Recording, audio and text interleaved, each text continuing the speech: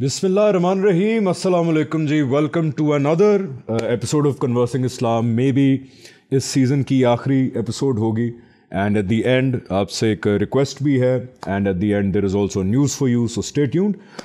Conversing Islam जिसके अंदर हम कोशिशें करते हैं कि जो जवाबात हमें मिले इस खुदा से मुतल्लिक़ सवालात के, इस्लाम से मुतल्लिक़ सवालात के, शरीयत से मुतल्लिक़ सवालात के, जो हमें जवाब मिले अपने अपने सफ़र करने के बाद वो हम आप लोगों से शेयर करें, ताकि जो लोग रिवायती थॉट से नहीं उनको जवाबात मिल रहे शायद उनको यहाँ से जवाबात मिल जाएं विदाउट ऑल द स्ट्रगल, और जो लोग रिवायती उससे हैं स्कूल ऑफ थॉट से, उनके साथ एक डायलॉग इनिशिएट करने की एक कोशिश है. एक क्या कहते हैं कि आए बात करनी चाहिए इस बारे में कि क्या जैसे हम खुदा का दीन समझे हैं, जैसे हम समझे कि शायद सहाबा ने ये कहा है या आप सल्लल्लाहु अलैहि वसल्लम ने ये चाहा है, कहीं हमसे वो समझने में गलती तो नहीं होगी कहीं ना कहीं. तो आएँ हमारे साथ शरीक हों इस सफ़र में, हमें गलत साबित कर दें लेकिन दलील की बुनियाद पे और लॉजिक की बुनियाद पे. अब ये इन्वायरमेंट और ये ट्रेंड हमें ख़त्म करना पड़ेगा कि जिससे हम मुत्तफ़िक नहीं हैं हम किसी को ब्लास्फेमस कह दें, किसी को कुछ कह दें, अरेस्ट करवा दें, जेलों में डलवा दें, बैन करवा दें, फांसियाँ लगवा दें. अब ये ट्रेंड हमें ख़त्म करना पड़ेगा क्योंकि दुनिया एक ऐसे मोड़ पे पहुँच गई है जहाँ पे पूरी दुनिया में लगभग तकरीबन फ्रीडम ऑफ रिलीजन है. अब वो दौर नहीं है कि आप किसी गैर मुस्लिम मुल्क में खुदा अल्लाह ताला आप सल्लल्लाहु अलैहि वसल्लम की बात करेंगे, इस्लाम की बात करेंगे तो आपको उस मुल्क के अंदर, गैर मुस्लिम मुल्क के अंदर फांसी चढ़ा दिया जाएगा या मार दिया जाएगा या परसिक्यूट कर दिया जाएगा. ऐसा मौका नहीं है अब दुनिया के अंदर. इंसानी तारीख़ पहली दफ़ा उस पॉइंट पे पहुंच गई है जहाँ तकरीबन पूरी दुनिया के अंदर फ्रीडम ऑफ रिलीजन है. इजाज़त है आपको, आप खुदा का पैगाम ले के जाएँ, आपको कोई कुछ नहीं कहेगा. इस हालात में, इन हालात में अगर हमने खुदा के पैगाम को समझने की दयानतदारी से कोशिश ना की, अगर हमने दयानतदारी से अपने आप से सवाल ये ना पूछा कि आज खुदा का पैगाम दुनिया में नहीं काबिल कबूल रहा, जिसको हम समझते हैं खुदा का पैगाम, अगर वो काबिल कबूल नहीं है दुनिया में, अगर पूरी दुनिया ऐसे सवालात उठा रही है जिनके उनको काबिल तस्कीन जवाबात नहीं मिल रहे, तो कहीं हमसे गलती तो नहीं हो गई? कहीं 1400 साल के अंदर कुछ ना कुछ इक्का दुक्का जगह पे हमसे कुछ कोताही तो नहीं होगी समझने में खुदा का पैगाम? आए सफ़र के अंदर हमारा साथ दें क्योंकि वी आर वन टीम. आप चाहे मदरसे से हैं, चाहे कहीं और से हैं, चाहे जैसे भी मुसलमान हैं, we are one team. So let's get rid of the confrontation, us versus you वाली मेंटालिटी. आए मिल के बात करें, या हमें गलत साबित कर दें या ख़ुद मान लें possibly. Let's keep that door open. And इसमें कोई गलत बात नहीं है. अगर हम गलत होंगे तो हम माफ़ी मांगेंगे. क्यों हसन भाई? हम अपनी इस्लाह भी करेंगे, हम सीखेंगे, इल्मी बुनियाद पे जायज़ा लेंगे. यही तकाज़ा है इस दौर में मुस्लिम उम्मत का कि हम खुदा के पैगाम को समझ के दुनिया तक पहुँचाएं. या मुस्लिम उम्मत ने कुछ और करना है? क्या मारना है, क्या कॉन्फ्रंटेशन करनी है, सफ़ बंदियाँ कर लेनी है कि यहाँ पे हम हैं वहाँ पे आप हैं, अब जो हम कह रहे हैं वो मानो, अगर नहीं मानोगे तो हम आप पे अटैक करेंगे जब तक आप वो नहीं मान लेते जो हम कहेंगे? क्या ये करना है हमने? या फिर ये करना है कि यार ये खुदा का पैगाम है, पहले इसको मैं समझूंगा, इस्लाह करूँगा और फिर इसको मैंने दुनिया के सामने रख देना? क्या इस पर ज़रा थोड़ा सा मैं चाहता हूँ आप सारे ख्याल करें. अच्छा खुलासा किया. ये जो रमज़ान की गुज़िश्ता 7 नशिस्तों में हमने गुफ्तगू का एहतमाम किया, उसका मकसद और वो जो नज़रिया जिसके तहत हम यहाँ बैठे हैं उसको आपने वाज़े करने की कोशिश की. जिस तरह आपने फरमाया कि जो दौर है इस वक्त, इस दौर के अंदर बहुत सारी ऐसी चीज़ें हैं जो पिछले अदवार में गलत होने के बावजूद काबिल कबूल भी थी और काबिल इशाअत भी थी. आज के दौर में वो चीज़ें ना सिर्फ ये कि काबिल कबूल नहीं रही, बल्कि अब वो लोगों के दिलो दिमाग में काबिल इशाअत भी नहीं. यानी आप पहले लोगों को ट्रेडिशन की बुनियाद पे, पहले लोगों को डॉगमेटिज्म की बुनियाद, तारीख़ की बुनियाद पे, पहले लोगों को तारीख़ के ज़ोर की बुनियाद पे कायल कर सकते थे, डरा धमका कर. बच्चे प्रेशर में रहते थे. बल्कि मैं मौका ही आ गया है तो मैं बयान कर देता हूँ. हमारी कुछ किस्तें अभी नशर हुई तो एक ख़ातून ने मुझसे रब्ता की कनाडा से, बिल्कुल, और उन्होंने मुझसे रब्ता करके ये कहा कि मेरा एक बच्चा है और वो बच्चा जो है पाकिस्तान में पैदा हुआ, हमने उसको मुसलमान घराने में उसकी परवरिश परदाख तरबियत हुई. अब हम कनाडा उसको लेकर आए तो यहाँ के स्कूलिंग सिस्टम में वो गया, उसने यहाँ पर क्रिटिकल थिंकिंग और ये सब चीज़ें सुनी. तो गुज़िश्ता 6-7 साल से हम यहाँ कनाडा में रह रहे हैं और वो बच्चा नमाज़ें भी पढ़ता था, रोज़े भी रखता था और हमारे साथ ज़िक्र अस्कार भी करता था, सारे जो रिचुअल्स हैं वो अदा करता था. لیکن ابھی چند مہینے ہوئے کہ وہ میرے پاس آیا اور اس نے کہا کہ ماں بات یہ ہے کہ میں گزشتہ 6 سال سے ایتھیسٹ ہوں، میں مذہب کو نہیں مانتا، میرا کسی چیز پر کوئی بلیو نہیں ہے، یہ جتنی مذہبی داستانیں آپ لوگ سناتے ہیں یا آپ لوگ بیان کرتے ہیں یہ سب قصے کہانی ہے، اس کو آپ علم اور عقل کی برہان پر کوالیفائی نہیں کر سکتے۔ تو وہ والدہ مجھ سے بات کرتے ہوئے رو رہی تھی اور وہ کہہ رہی تھی کہ مجھے دکھ اس بات کا نہیں ہے کہ میرا بچہ 6 سال صرف مجھے خوش رکھنے کے لیے ایک جھوٹا مسلمان بنا رہا اور آج اس نے اعلان کر دیا ہے، مجھے دکھ اس بات کا ہے کہ جو سوال وہ مجھ سے پوچھ رہا ہے مذہب کے بارے میں اس کو واپس لانا چاہتی ہوں مذہب پر، لیکن مجھے خود اس کا جواب نہیں آتا۔ تو یہ پوری کوشش جو ہے وہ اصل میں لوگوں کو شعوری طور پر اللہ کے دین کا تعارف کرانے کی ایک صحیح ہے کہ آپ خدا کے مذہب کو قبول کریں یا رد کریں۔ دونوں صورتوں میں پہلے یہ جانے کہ مذہب ہے کیا، اس کے سورسز کیا ہیں، پھر اس کے بعد آپ اس سے اختلاف کریں۔ وہ اختلاف کے بارے میں ہم جو مذہبی لوگ ہیں وہ یہ کہتے ہیں کہ ہم جس خدا کو مانتے ہیں اگر آپ دیانتداری سے اس خدا سے اختلاف کرتے ہیں تو وہ روز قیامت آپ کی اس دیانت کو دیکھتے ہوئے انشاءاللہ وہی کام کرے گا جو خدا کے ماننے والوں کے ساتھ۔ خوبصورت بات، اور یہ میرے خیال سارے دین کا خلاصہ یہ ہے کہ جو خدا میں دیکھتا ہوں قرآن کے اندر، جو خدا میں دیکھتا ہوں آپ صلی اللہ علیہ وسلم کی کہی ہوئی روایتوں کے اندر، وہ خدا یہ پاسبل نہیں ہے کہ کسی کی دیانتدارانہ علمی غلطی کے اوپر ان کو سزا دے۔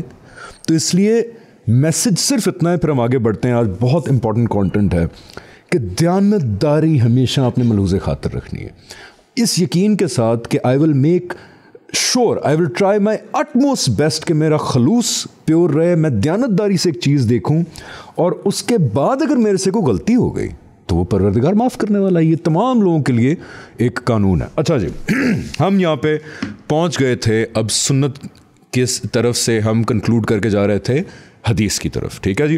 پروگرام اگر آپ سیکوینس میں نہیں دیکھ رہے پلیز سیکوینس میں دیکھیں، because we are taking an argument forward in a very organised way, so please watch all the episodes جو پریویس ہیں اور پھر اس ایپیسوڈ پہ ہیں۔ اچھا جی، before we move on to the discussion, ایک بہت کامن سوال آ رہا ہے جب ہم نے قرآن کو کنکلوڈ کیا کہ وہ سورس آف دین کے لحاظ سے، کہ یار ایک آپ نے نئی بات ریولیوشن بتا دی، حالانکہ نئی بات نہیں ہے، لیکن آپ صلی اللہ علیہ وسلم نے فرمایا تھا کہ اسلام شروع ہوا تھا ایک نئی بات کے طور پہ اور آخری زمانے میں دوبارہ ایک نئی بات بن جائے گا۔ یہ روایت صحیح ہے؟ اجنبی بات بن جائے گا۔ یہ اجنبی بات نہیں تھی، یہ بڑی مسلمہ بات ہے کہ قرآن ہے کیا۔ ہم نے بتایا کہ جو اللہ تعالیٰ کے ہونے کا سب سے بڑا اور قطعی پروف ہے رسالت، یعنی کہ خدا کی جو قیامت کے دن عدالت لگنی ہے وہ دنیا کے اندر لگ کے گئی، ایک قوم کے لیے بار بار لگ کے گئی، جس کا آخری دفعہ آپ صلی اللہ علیہ وسلم اس سلسلے کی کڑی تھے۔ اس عدالت لگنے کی اس دنیا کے اندر یہ داستان جو ہے محفوظ کر دی گئی تاکہ آنے والی نسلوں کو قیامت تک اس کے اوپر کوئی شک و شبہ نہ رہے، اور اس کو اس طرح پڑھنا چاہیے، اس قرآن کے اندر اس داستان کی ڈیٹیلز بھی ہیں تاکہ کوئی شک نہ پیدا ہو اور ہمارے لیے ابدی رہنمائی بھی ہے۔ اب سوال یہاں پیدا ہو گیا کہ اچھا جی اگر قرآن کو اس زاویے سے پڑھا جائے، ایک تو کس زاویے سے وہ بھی آپ ذرا کنکلوڈ کر دیں، اور پھر ہم کیسے ڈیسائیڈ کریں گے کہ کیا رسالت کے ساتھ خاص احکامات تھے، کیا ابدی احکامات ہیں، کیا سچویشنل تھا، کیا ہمیشہ کے لیے ہے۔ تو یہ بڑا کامن سوال آ رہا ہے لوگوں کی طرف سے۔ جی دیکھیں، اس میں بحث کو پیچھے سے جوڑ لیتے ہیں۔ ہم نے پوری بحث جو شروع کی تھی وہ آج 21ویں صدی میں اس ماڈرن ایرا کے اندر کھڑے ہوئے ایک پڑھے لکھے نوجوان کی تلاش حق کی جستجو سے کی تھی کہ وہ کھڑا ہوا ہے، اس کو ایک آواز آتی ہے کہ آؤ ہم تمہیں خدا کا پیغام دیتے ہیں۔ وہ آواز اس کتاب کی صورت میں ہے۔ میں اس کتاب کے بارے میں علمی اور عقلی طور پر اطمینان اور یقین کی اس جگہ پر پہنچتا ہوں، یہاں میرا علم غیب، یہاں میرا عقیدہ، یہاں میرا کسی چیز کو مان لینا زیر بحث ہی نہیں ہے۔ اپنی عقل سے میں یہ پہلے مانتا ہوں، طے کرتا ہوں کہ یہ وہی کتاب ہے جو کتاب محمد نامی ایک شخص نے 14 سال پہلے دی تھی۔ پھر میں اس کتاب کو کھولتا ہوں تو یہ کتاب اپنے تعارف میں جو باتیں مجھے بتاتی ہے وہ 3 ہی باتیں۔ وہ یہ کہ یہ دین کی آخری کتاب ہے، پہلی کتاب نہیں۔ وہ یہ کہ دین کے ہر معاملے میں حرف آخر قول فیصل، میزان، فرقان، حکم، مہیمن، وہ یہ کتاب ہے۔ وہ یہ کہتی ہے کہ میں ایک زندہ زبان عربین مبین میں نازل ہوئی ہوں، لہٰذا مجھے سمجھنا تم لوگوں کے لیے کوئی دشوار کام نہیں۔ اس کے بعد اس کتاب کو جب ہم نے کھولا تو کھولنے کے بعد یہ کتاب ہمیں بتاتی ہے کہ یہ جس شخصیت کے اوپر نازل ہوئی تھی، محمد رسول اللہ صلی اللہ علیہ وسلم، ان کی زندگی کو اللہ تعالیٰ نے ایک مشن کے طور پہ دنیا میں جاری کیا تھا۔ وہ ایک رسول تھے. رسول کرنے کیا آتے ہیں؟ 2 کام، اتمام نعمت اور اتمام حجت. اللہ نے انسان کو پیدا کیا. ہم نے بار بار اس بات کو دہرایا ہے کہ کچھ نہ کرتا خدا، فطرت میں رہنمائی موجود، نہ نبی بھیجتے، نہ رسول بھیجتے، نہ کتاب بھیجتے، تو کیا ہوتے؟ فطرت میں رہنمائی رکھ کے بھیجی تھی. مواخذہ اسی بنیاد پہ ہوتا ہے جس کو قرآن کہتا ہے فجورہا و تقواہا. نا قرآن کی بات، قرآن مجید نے ان لوگوں کے بارے میں بتا دی ہے کہ جو قیامت کے دن یہ عذر پیش کریں گے کہ ہم تک تو انبیاء کی دعوت ہی نہیں پہنچی. تو پھر کہیں گے اچھا فطرت میں جو الہام کیا، یعنی ہو سکتا نا کوئی امیزون کے جنگل میں کوئی لوگ ہوں، امیزون کو چھوڑ دیں، امریکہ میں کوئی لوگ جس طرح ہم نے دعوت پہنچائی اس طرح ان کو سمجھ نہیں آئی، کہیں گے ہم تک پہنچی غلامی کیوں ہے، عورت کی گواہی آدی کیوں ہے، یہ سوالات اٹھے، نہیں سمجھ آئی، تو قیامت کے دن کہا جائے گا اچھا چلو ٹھیک ہے نہیں سمجھ آئی خیر ہے. اب جو فطرت میں رکھ کے بھیجا تھا، صحیح اور غلط کا شعور اور میرے ہونے کا شعور، اس کو کیسے آپ نے ٹریٹ کیا؟ تو یہی بات قرآن نے بتا دی کہ دیکھو ہم اس بنیاد پہ مواخذہ کریں گے تو کیا نتیجہ نکلا کہ نبی رسول نہ بھی آتے تب بھی اللہ تعالیٰ ہم سے پوچھ سکتا تھا. لیکن اللہ تعالیٰ اتنے رحیم، اتنے رحمان، اتنے جس کو آپ کہتے ہیں ان کی شفقت کتنی بے پایاں اور ابدی ہے کہ وہ یہ چاہتے ہیں کہ میں اپنی ہمیشہ کی بادشاہی میں ان لوگوں کو شامل کر لوں، جتنے ہو سکتے ہیں کر لوں. قرآن نے کیا کہا؟ وَلَن يَرْضَ لِعِبَادِهِ الْكُفْرَ، میں راضی نہیں ہوتا میرے بندے کہ مجھے چھوڑ کے تم جاؤ، تم انکار کرو. تو اس نے ابتدا ہی انسانیت کی نبیوں کے سلسلے سے کر دی، یعنی پہلا انسانی دنیا میں نبی بنا کے بھیجا. تو انبیاء کرتے کیا ہیں؟ اتمام نعمت، یعنی خدا کی وہ نعمت، خالق کی مخلوق ہونے کا شعور ہے ہمارے اندر، اس منعم حقیقی کے آگے سجدہ کرنا ہے، اس سے اپنے تعلق کا اظہار کرنا ہے. نبی کیا ہوتے ہیں کہ آپ ایگزام دینے کے لیے بیٹھے ہیں، پڑھائی کر کے ہیں ساری، لیکن ساتھ ٹیچر آتا ہے اور کہتا ہے یہ لو تمہارے کورس کی کتاب بھی میں نے سامنے رکھ دی. بالکل، یعنی وہ آپ کو یہ مدد کرتا ہے کہ تم نے جس بڑے دن میں خدا کا سامنا کرنا ہے، وہ دن کی تیاری کے لیے آؤ میں تمہیں کچھ کی نوٹس دے دیتا ہوں تو تمہیں وہاں پر جواب میں آسانی ہو. یہی معاملہ جب رسولوں میں ڈلتا ہے تو رسول کیا کرتے ہیں؟ اتمام حجت. تو اب جب رسول کے اوپر یہ کتاب آئی تھی تو رسول کی دعوت جو اس نے دنیا میں پیش کی، جس قوم کو پیش کی، اس کے کچھ مراحل ہیں. وہ مرحلے ہم نے بہت تفصیل سے یہاں زیر بحث لائے تھے. رسول اور نبی کا فرق یہی ہے نا کہ نبی صرف پیغام لے کے آتے ہیں اور چلے جاتے ہیں، قوم مانے یا نہ مانے قیامت کے دن فیصلہ ہوگا. پھر اللہ تعالیٰ نے کہا کہ نہیں یہ شاید انف نہیں ہے لوگوں کے لیے. لوگوں نے بھی کہا تو قیامت کے دن اور خدا پہ ایمان کے لیے پھر رسول بھیجے اور کہا کہ یہ صرف پیغام نہیں دینے آئے، یہ اب اس قوم کے لیے جس کی طرف آئے ہیں حق اور باطل کا فیصلہ اس دنیا میں کر کے جائیں گے. اس کو ہم نے دیکھے بہت تفصیل سے ہم زیر بحث لیتے کہ قرآن مجید کو جہاں سے آپ کھولیں وہ یہ قانون بیان کرتا ہے کہ وَلِكُلِّ أُمَّةٍ رَسُولٌ فَإِذَا جَاءَ رَسُولُهُمْ قُضِيَ بَيْنَهُم بِالْقِسْطِ. ہر امت کے لیے ایک رسول ہے، جب وہ آ جاتے ہیں فیصلہ کر دیا جاتا ہے. فیصلہ کیا ہوتا ہے؟ يُعَذِّبُهُمُ اللَّهُ بِأَيْدِيكُمْ، تمہارے ہاتھوں سے عذاب آتا ہے. کیوں آتا ہے؟ لِأَلَّا يَكُونَ لِلنَّاسِ عَلَى اللَّهِ حُجَّةٌ بَعْدَ الرُّسُلِ، تاکہ لوگوں پر اللہ کی حجت تمام ہو جائے، تمام کے پروف تمام ہو جائے. اس کا نتیجہ کیا نکلتا ہے؟ كَتَبَ اللَّهُ لَأَغْلِبَنَّ أَنَا وَرُسُلِي، ہم اپنے رسولوں کو غلبہ دے دیتے ہیں. اور پھر رسول کو کہا کیا کفارکم خیر من اولئکم ام لکم براۃ فی الزبر، یہ تمہارے مخاطبین پچھلوں سے بہتر ہیں، ان کے ساتھ بھی یہی ہوگا. یہ داستان ہے، اس عدالت کی داستان، یہ پلاٹ ہے، یہ تھیم ہے اس کتاب کا. رسول اللہ صلی اللہ علیہ وسلم اپنے مخاطبین سے خطبات ارشاد کر رہے ہیں، یعنی کہ رسول اللہ کے تھرو اللہ تعالیٰ اپنے مخاطبین سے بات کر رہے ہیں. وہ تو ہر لمحہ اللہ ہی ہے، یعنی وہ تو گفتہ اللہ بوت، یعنی وہ جب بولتے ہیں تو اللہ بول رہا ہوتا ہے. وہ تو قرآن کہتا ہے نا تم نے نہیں پھینکی مٹی، وما رمیت اذ رمیت وما کن اللہ رما، ہم زمین پہ کھڑے ہوئے. تو خدا نے زمین پہ اتر کر کائنات کی آخری انتہا تک یہ میسج ثبت کر دیا کہ جس شخص کے ساتھ میں کھڑا تھا اس کی دعوت کے یہ مراحل ہیں، اور دیکھو میں نے اس کو کامیاب کر دیا. تو اب جب میں قرآن پڑھوں گا تو یہ تاریخی پس منظر، یہ الہامی روایت کا پس منظر، یہ رسول کی دعوت کی داستان کے مراحل، یہ سب میرے سامنے ہوں گے تو میں اس سے ریلیٹ کروں گا. میں جب یہ پڑھوں گا کہ غیر المغضوب علیہم ولا الضالین کون ہیں، تو مجھے پتا ہوگا کہ اللہ تعالیٰ نے قوموں کو اٹھا کر اس دعوت کے منصب پہ فائز کیا تھا، ان کو معزول کر کر اب امت محمدیہ کی تاسیس کی. بھٹکے ہوئے کون تھے اور جن پہ عذاب آیا کون تھے؟ بھٹکے ہوئے نصارہ تھے، اچھا، اور عذاب جن پہ ہے وہ یہود تھے. وہ کون تھے؟ وہ انبیاء کی تو جب ہم اس کتاب کو پڑھتے ہیں تو یہ کتاب، اور یہ بھی میں آپ سے عرض کرتا ہوں کہ ہر دنیا کی کتاب، یعنی یہ کوئی اس کتاب کا خاصہ تو نہیں ہے، دنیا کی ہر کتاب کے اندر نہ تمام باتیں آفاقی ہوتی ہیں، نہ تمام باتیں اطلاقی ہوتی ہیں، اپلائیڈ ہوتی ہیں، وقتی ہوتی ہیں. ہر بات کا ایک کانٹیکسٹ ہوتا ہے. اس کے اندر جو تھیم ہے، ہم نے گفتگو کی تھی بڑی تفصیل سے کہ انبیاء کی دعوت عالمی ہوتی ہے، تو ہر بات عالمی ہے، لیکن اس بات کے اطلاقات، اس بات کے اگر خدا کے قانون سے کوئی تعلق ہے تو وہ اپلائیڈ ہو جائیں گے. تو میں اس کی چھوٹی سی مثال دیتا ہوں آپ کو. تو لوگوں نے پوچھا نا کہ کیسے سمجھ میں آئے گی. جب آپ یہ پڑھتے ہیں اور اس میں عذاب کی باتیں آتی ہیں کہ بھئی کفار تمہیں جہاں ملیں ان کا تم نے خاتمہ کر دینا ہے.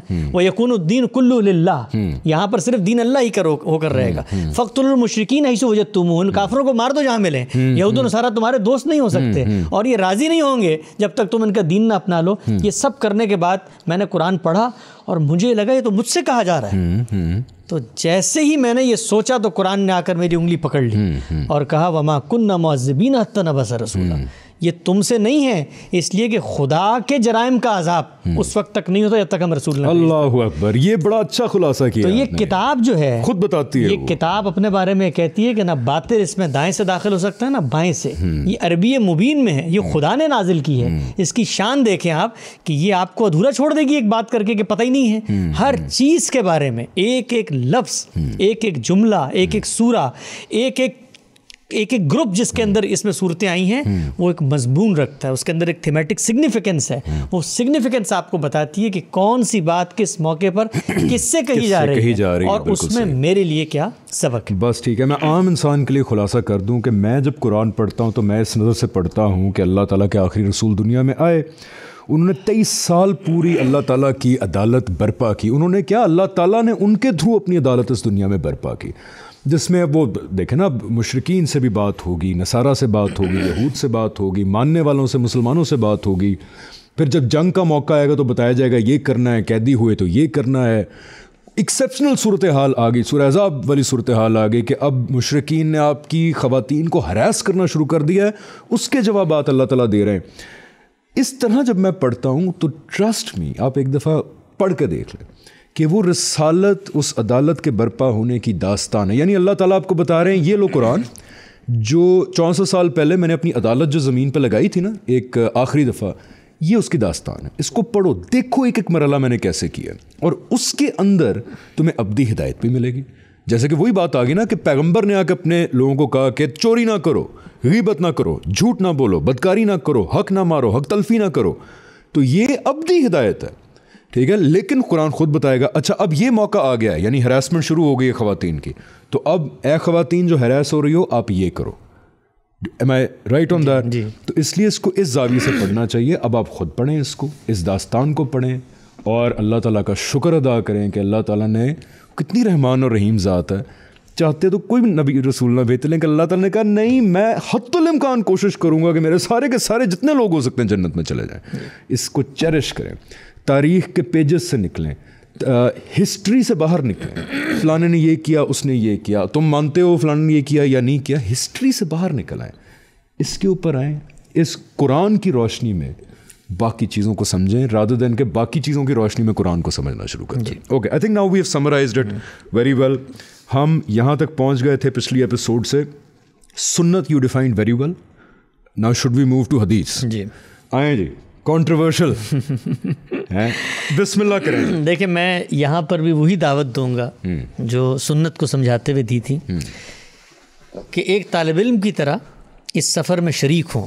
جو ہم ویوز شیئر کر رہے ہیں یہ کسی خاص نقطہ نظر کی طرف آپ کو بلانے کی دعوت نہیں ہے، بلکہ یہ کچھ ایکسپلوریشن ہیں جو ہمارے سامنے ہوئی ہیں، اس کو ہم آپ کے سامنے رکھتے ہیں. اس کو کاؤنٹر کریں. ہو سکتا ہے اس معاملے میں ہم سے کوئی بڑی غلطی ہو گئی ہو، لیکن حقائق کے سچے طلبہ بن کر اور چیزوں کو اپنے اعتراف اور علم کی جگہ پر کھڑے ہو کر ایکسپلور کر کے دیکھیں کہ بات چلی کہاں سے تھی.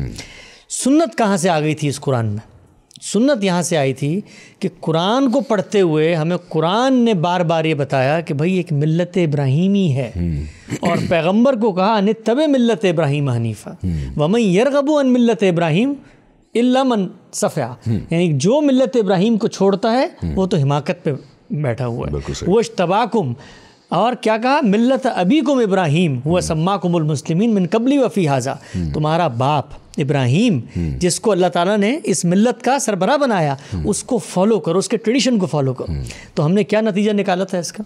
کہ اگر ٹریڈیشن کو فالو کرنے کی بات کی جا رہی ہے اور ٹریڈیشن کی ڈیٹیل نہیں ہے تو اس کا مطلب ٹریڈیشن آلریڈی ایگزسٹ کرتا ہے. اس کا مطلب یہ ہے کہ اللہ تعالیٰ نے کیا ایک بےمانی بات کی ہے. ٹریڈیشن ایگزسٹ کرتا ہے, میں کہتا ہوں کہ اس راستے پہ چلو, وہ رستہ ہے تو آپ وہاں جائیں گے نا, کہ وہ دیکھو رستہ اس پہ چلو. بالکل صحیح. ٹریڈیشن ایگزسٹ کرتا تھا. پھر ہم نے اس بحث کو دیکھا کہ مان لیا ٹریڈیشن تھا پہلے, میں کیسے جانوں ملت ابراہیم کا ٹریڈیشن کیا تھا؟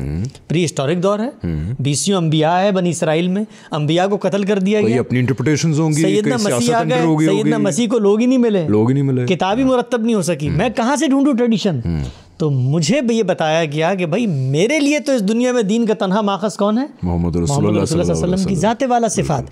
وہ بتائیں گے مجھے اپنے عمل سے کہ ٹریڈیشن میں پیچھے کہاں غلطیاں تھیں, انہوں نے اس کی اصلاح کر دی, کہاں وہ چھپ گئی تھی انہوں نے اس کی تجدید کر دی, کہاں کمی تھی اس کو انہوں نے تبدیل کر کے اضافہ کر دیا. ہم نے ایک مثال سے اس کو سمجھا تھا کہ عبادت تمام انبیاء کر رہے تھے, نماز تمام انبیاء پڑھ رہے تھے, لیکن نماز جب رسول اللہ صلی اللہ علیہ وسلم تک پہنچی ہے تو آپ پر قرآن آیا ہے نا, تو آپ نے پرانی دعاؤں کو اس سے ریپلیس کر دیا. میں نے ایک مثال دی تھی کہ ایک آئین دستور چلتا چلا آ رہا ہے, اس کے اندر آپ نے کچھ امینڈمنٹس کر دی, اس کا بنیادی ڈھانچہ ایک ہی ہے, وہ امینڈمنٹس کے ساتھ جاری ہو گیا تو میں اس کا. تو سنت بھی تو پھر وہی ہوئی نا ٹیکنیکلی, یعنی سنت اصل میں وہی ہی ہے, وہی کے وہ تقاضے جو زندگی یا اعمال سے ایکشن سے متعلق ہوتے ہیں وہی ہے. اللہ ہی بتائیں گے نا نماز کیسے پڑھنی ہے. آپ صلی اللہ علیہ وسلم نے کیسے بتایا مجھے کہ یہ سنت ہے؟ آپ صلی اللہ علیہ وسلم جس معاشرے میں پیدا ہوئے وہ انبیاء اور خدا کو ماننے والا معاشرہ ہے, بنی اسماعیل ہیں, وہ حرم مکہ کے گرد آباد ہیں, وہاں لوگ حج کرنے آتے ہیں, وہاں لوگ نمازیں پڑھتے ہیں اپنی تمام بدعتوں کے ساتھ. بہرحال وہ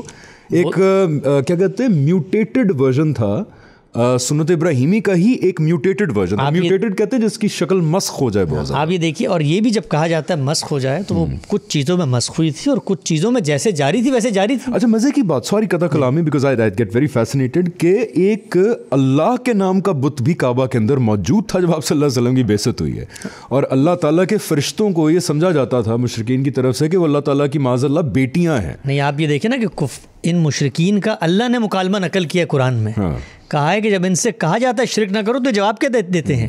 ما نعبدوہ الا لیقربونا الی اللہ زلفا. او بھائی ہم ان کی اسی لیے عبادت کرتے ہیں کہ یہ ہمیں اللہ کے قریب کر دیتے ہیں. ان سے پوچھو تو کہیں گے لیقون اللہ ہی, تو وہ اللہ کے ماننے والے لوگ تھے, نمازیں پڑھی جا رہی, روزے رکھے جا رہے ہیں. ان کے اندر اگر کوئی کمی بیشی تھی, ان کے اندر کوئی ترمیم و اضافہ تھا تو وہ نبی نے جاری کر دی. جاری کیسے کیا؟ کسی کے کان میں بتایا. اگر کوئی ایسی چیز تھی جو قیامت تک جاری کرنی تھی تو جس طریقے سے قرآن جاری کیا, کاتبین وہی ہیں, لوگ لکھ رہے ہیں, لوگ پڑھ رہے ہیں, 23 سال آپ رہے, سب لوگ متفق ہیں کہ یہ بات ٹھیک ہے, حفاظ پیدا ہوئے, جبرائیل نے آ کر تلاوت سنی. تو ایک دین کے سیکشن کا اگر یہ اہتمام ہے تو کیا آپ کی عقل یہ کہتی ہے کہ دوسرے دین کے سیکشن کے لیے جو عمل سے متعلق ہے ان لوگوں میں چھوڑ دیا, یعنی ان لوگوں میں جو جاری ہے, یعنی وہ اس سے زیادہ اسٹرانگ پاورفل میڈیم سے آگے منتقل ہو رہا ہے. بچے باپ کو دیکھ رہے ہیں, باپ مسجد کے امام کو دیکھ رہا ہے, امام کو غلطی کرے تو پورے ائمہ کا قبیلہ اس کو دیکھ رہا ہے. یہ سب کچھ موجود ہے. تو سنت کے بارے میں ہم نے کہا تھا کہ وہ بھی اجماع اور کنٹینیوس ایک عمل سے آگے بڑھی, تواتر عملی, کنٹینیوٹ عمل ہے. تو اجماع اور تواتر سے ہمیں سنت ملی, یہاں تک دین مکمل ہوگی. ہاں, اور اجماع اور تواتر کی ہم نے پاور ایکسپلین کی تھی کہ یہ صرف ہمارے دماغوں میں نہیں ہے کہ اجماع اور تواتر ایک سب سے perfect form of transmission of information and practices. اس کا ایویڈنس ہے آج کے زمانے میں. قرآن میں کوئی اختلاف نہیں, نماز میں کوئی اختلاف نہیں, روزے کے اندر کوئی اختلاف نہیں. اور جلدی سے باتیں بتائیں, اور کیا ہے, نماز, روزہ, حج, قربانی ہے, حج ہے, عبادت ہے, ختنہ ہے, تشمیت ہے. ہم نے تو بتایا تھا کہ وہ جو چھینکنے کی سنت ہے اس کے اندر آج امریکہ میں بھی جاری ہے, امریکہ میں بھی جاری ہے. یعنی کہ اس کی پاور دیکھیں اجماع اور تواتر کی, کہ آج بھی ان چیزوں کے اندر کوئی اختلاف نہیں ہے. اور یہ اجماع اور اختلاف ان چیزوں کے بعد شروع ہوتا ہے اب جہاں پہ ہم جا رہے ہیں. یہ کوئی دینی عمل نہیں ہے, یہ علم کو پہنچانے کا عمل ہے. یہ وہ گاڑی ہے جس کے اوپر رکھ کے آپ انفارمیشن لے کے جاتے ہیں. اور اس کے علاوہ کوئی پاسبل نہیں اور عمل نا. یہاں تک اگر بات سمجھ میں آ گئی ان طلبہ کو جو خدا کی بات جاننا چاہتے ہیں, تو اب بات تو ختم ہو گئی یہاں پہ. اجماع اور تواتر سے قرآن بھی مل گیا اور سنت بھی مل گئی. تو اب اگر کسی نے کسی دوسری چیز کو سورس ثابت کرنا ہے تو پہلے وہ کہے, تو یہ ذمہ داری تو اس کے سر ہے کہ وہ, جس طرح ہم نے کہا نا قرآن خدا کی کتاب ہے, یہ تو قرآن نے بتا دیا. سنت پر عمل پیرا ہونا ہے, یہ بھی قرآن نے بتا دیا. تو اب اگر آپ نے کسی تیسری چیز کو سورس بنانا ہے, ایک ایڈ کروں, جی, سنت پر عمل درآمد کرنا ہے، یہ بھی قرآن نے بتا دیا، اور اس سنت بھی آج ہر مسلمان گھر میں بالکل مسلمہ پائی جاتی ہے. بالکل صحیح. تو اب اگر کوئی شخص، کوئی گروہ، کوئی عالم، کوئی فقیہ یہ کہتا ہے کہ دین کا کوئی اور سورس بھی ہے تو ممکن ہے ہو. میں کہتا ہوں ایک سوال پوچھتا ہوں، پوچھوں؟ ہاں، کیونکہ یہ اسکرپٹڈ نہیں ہے، سو آئی ڈونٹ نو کہ آپ تمہید باندھ رہے ہیں اس میں کہاں فٹ آتا ہے. پوچھے. میں یہ کہتا ہوں کہ بھائی جان آپ کی بات سمجھ گئے. میرے 2 سوالات ہیں. ایک تو آپ صلی اللہ علیہ وسلم کی پریکٹس کیا تھی؟ بھائی یہ بھی تو ملے گا ایک حدیث سے. حدیث کیا ہے بھی حسن صاحب؟ مجھے جب پتہ لگ گیا صحیح بخاری سے یا مستند احادیث کی کتابوں کے اندر کہ آپ صلی اللہ علیہ وسلم نے کوئی بات کہی ہے، آپ صلی اللہ علیہ وسلم نے ایک زانی کو جو شادی شدہ تھا رجم کی سزا دی تھی کیونکہ وہ شادی شدہ تھا، تو جب میرے تک پہنچی آپ صلی اللہ علیہ وسلم کی ایک بات تو وہ بھی تو دین ہی ہوگی نا. اب آپ مجھے بیٹھ کے کہہ رہے ہیں کہ جی نہیں حدیث جو ہے وہ تو دین نہیں ہے. آپ کو پتا ہے حدیث کیا ہے؟ آپ صلی اللہ علیہ وسلم کی بات ہے. حسن صاحب آپ صلی اللہ علیہ وسلم کی بات میرے تک پہنچ گئی، مجھے پتا لگ گیا یہ صحیح ہے، تو میں اس کو دین نہ مانوں؟ اور جو آپ سنت بار بار مجھے کہہ رہے ہیں یہ سنت کہاں ملتی ہے؟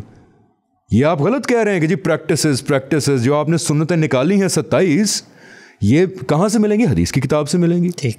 تو یہ جتنے زور سے آپ نے محمد رسول اللہ کا نام لیا اس سے زیادہ زور سے ہم پچھلی 7 قسطوں میں لے رہے ہیں اور اس میں ہم یہ کہہ رہے ہیں کہ میں تو نہ قرآن کو جانتا ہوں، نہ سنت کو جانتا ہوں، نہ حدیث کو جانتا ہوں، میں تو کسی چیز کو نہیں جانتا. میں تو جانتے ایک شخصیت کو ہوں، محمد رسول ایک ہستی کو ہوں. ان کے ذریعے سے جو چیز دین قرار پائے گی وہ میرے لیے دین ہوگی. تو یہ زور جو ہے نا، یہ زور پیدا کرنے کے لیے کہ آپ محمد المصطفیٰ صلی اللہ علیہ وسلم سے منسوب کوئی بات، ابھی ہم آتے ہیں ان باتوں کے اوپر کہ وہ کیا چیز ہے، وہ کرتی کیا ہے. بس سوال میں بریک ٹائم ہو رہا نا، بریک لے لیں. ہاں بریک. سوال وہیں قائم ہے کہ جی مجھے پتہ لگ گیا آپ صلی اللہ علیہ وسلم نے یہ فرمایا ہے تو میں اس کو دین کیوں نہ مانوں. ہم اب بڑھنے لگے ہیں حدیث کی طرف. حدیث کیا ہے؟ کیا ایک ہم ٹرم تو بنا لیتے نا، حدیث کیا ہے اور اس کو کس زاویے سے دیکھنا چاہیے. جو ہم نے ڈسکور کیا طریقہ، ہم نے تو خیر ڈسکور نہیں کیا، یہ طریقہ ہمیشہ سے ایگزسٹ کرتا ہے. ہم یہ بھی آپ کو بتائیں گے کہ یہ اسلامک مین اسٹریم تھاٹ رہی ہے جو ہم کہہ رہے ہیں، لیکن یہ اب گم ہو چکا ہے یہ تصور کہ حدیث کیا ہے، اس کو کس زاویے سے دیکھنا چاہیے. اس کو ہم اب وزٹ کرنے لگے ہیں after the break. Very important discussion, so stay tuned.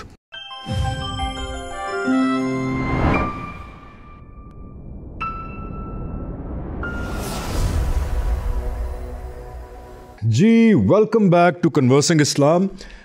حسن بھائی یہاں تک پہنچ گئے تھے کہ سورسز کیا ہیں. اللہ تعالیٰ نے مجھے کہا ٹھیک ہے جی قرآن ہو گیا، ٹھیک ہے جی آپ نے کہا تو سنت بھی ہو گئی.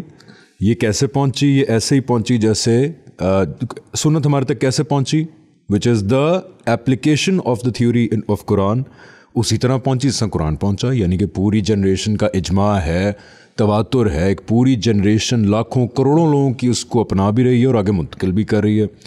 اچھا جی چلیں ٹھیک ہے. اب مسئلہ آ گیا ہے حدیث کا کہ اگر کوئی روایت آپ صلی اللہ علیہ وسلم کی کوئی بات پہنچ گئی، چاہے ایک بندے نے کہی یا 10 لوگوں نے کہی، اور پتہ لگ گیا کہ الفاظ آپ صلی اللہ علیہ وسلم کے، تو آپ کہتے ہیں کہ وہ دین کا سورس جو ہے نہیں ہے. Please explain. دیکھیں دین کے جن سورسز پہ اب تک ہم نے گفتگو کی اس میں قرآن مجید تھا، ایک سنت تھی، اور ہم نے کہا دین کے سورس مکمل ہو گئے. تو آپ نے سوال کیا کہ یہ کیسے مکمل ہو گئے، کہ جب کہ بالعموم یہ سمجھا جاتا ہے کہ رسول اللہ صلی اللہ علیہ وسلم کی جو باتیں ہیں جن کو اصطلاح میں اخبار احاد یا حدیث کہا جاتا ہے وہ بھی تو دین کا سورس ہیں. تو میں نے دعوت دی تھی کہ طالب علموں کی طرح پھر سے آتے ہیں اور اس مسئلے کو ایکسپلور کرتے ہیں. اس مسئلے کو دیکھنے کے بہت سارے زاویے ہیں. آپ اس پہ کچھ عقلی اعتراض کر سکتے ہیں. مثلاً بعض لوگوں نے کیے کہ بھائی ثبوت کے اعتبار سے، یعنی کسی چیز کو پروف کرنے کے اعتبار سے رسول اللہ صلی اللہ علیہ وسلم کی جو باتیں ہم تک پہنچی ہیں وہ اخبار احاد کے اصول پہ پہنچی ہیں، لوگوں نے پہنچائی ہیں، لہٰذا وہ ایک ضنی ماخذ ہیں. ضنی ماخذ کا مطلب یہ ہوتا ہے کہ اس میں صحیح اور غلط دونوں کا احتمال موجود ہے، لہٰذا یہ جو تیسرا سورس ہے یہ ریلائبل سورس نہیں ہے. بعض لوگوں نے یہ کہا، ہمارا نقطہ نظر یہ نہیں ہے بطور طالب علم کے. بعض لوگوں نے یہ کہا کہ یہ جو باتیں پہنچی ہیں یہ تو رسول اللہ کی باتیں ہی نہیں ہیں، یہ باتیں تو بعد میں لوگوں نے گڑھ لی ہیں. ہمارے ہاں جو اورینٹلسٹ یا مستشرقین تھے انہوں نے اس مقدمے کے لیے بہت زیادہ دلائل جمع کیے اور کہا کہ مختلف مسالک جو وجود میں آ گئے تو انہوں نے اپنی ضروریات کے لیے رسول اللہ کی باتیں بیان کرنا شروع کر دی. تو مختلف نقطہ ہے نظر آپ کو ملیں گے رسول اللہ صلی اللہ علیہ وسلم کی باتوں کے حوالے سے. میں نے اس طرح عرض کیا کہ میں بطور طالب علم جب یہ مسئلہ ہمیں پیش آیا تو ہم نے کیسے کس ہورائزن سے اس کو ایکسپلور کیا وہ آپ کے سامنے رکھتا ہوں. میں اگر آپ سے کہوں کہ حدیث کو سمجھنے کی 10 تھیوریز ہیں اور ان میں سے ایک تھیوری وہ ہے جو خود رسول اللہ صلی اللہ علیہ وسلم نے بتائی ہے تو کیا آپ مجھے یہ کہیں گے کہ میں سب سے پہلے اسی تھیوری کو سمجھنا چاہتا ہوں جو رسول اللہ صلی اللہ علیہ وسلم نے اپنی باتوں کے بارے میں خود بیان Could we put it in this way کہ حدیث مبارکہ صلی اللہ علیہ وسلم کیا ہے؟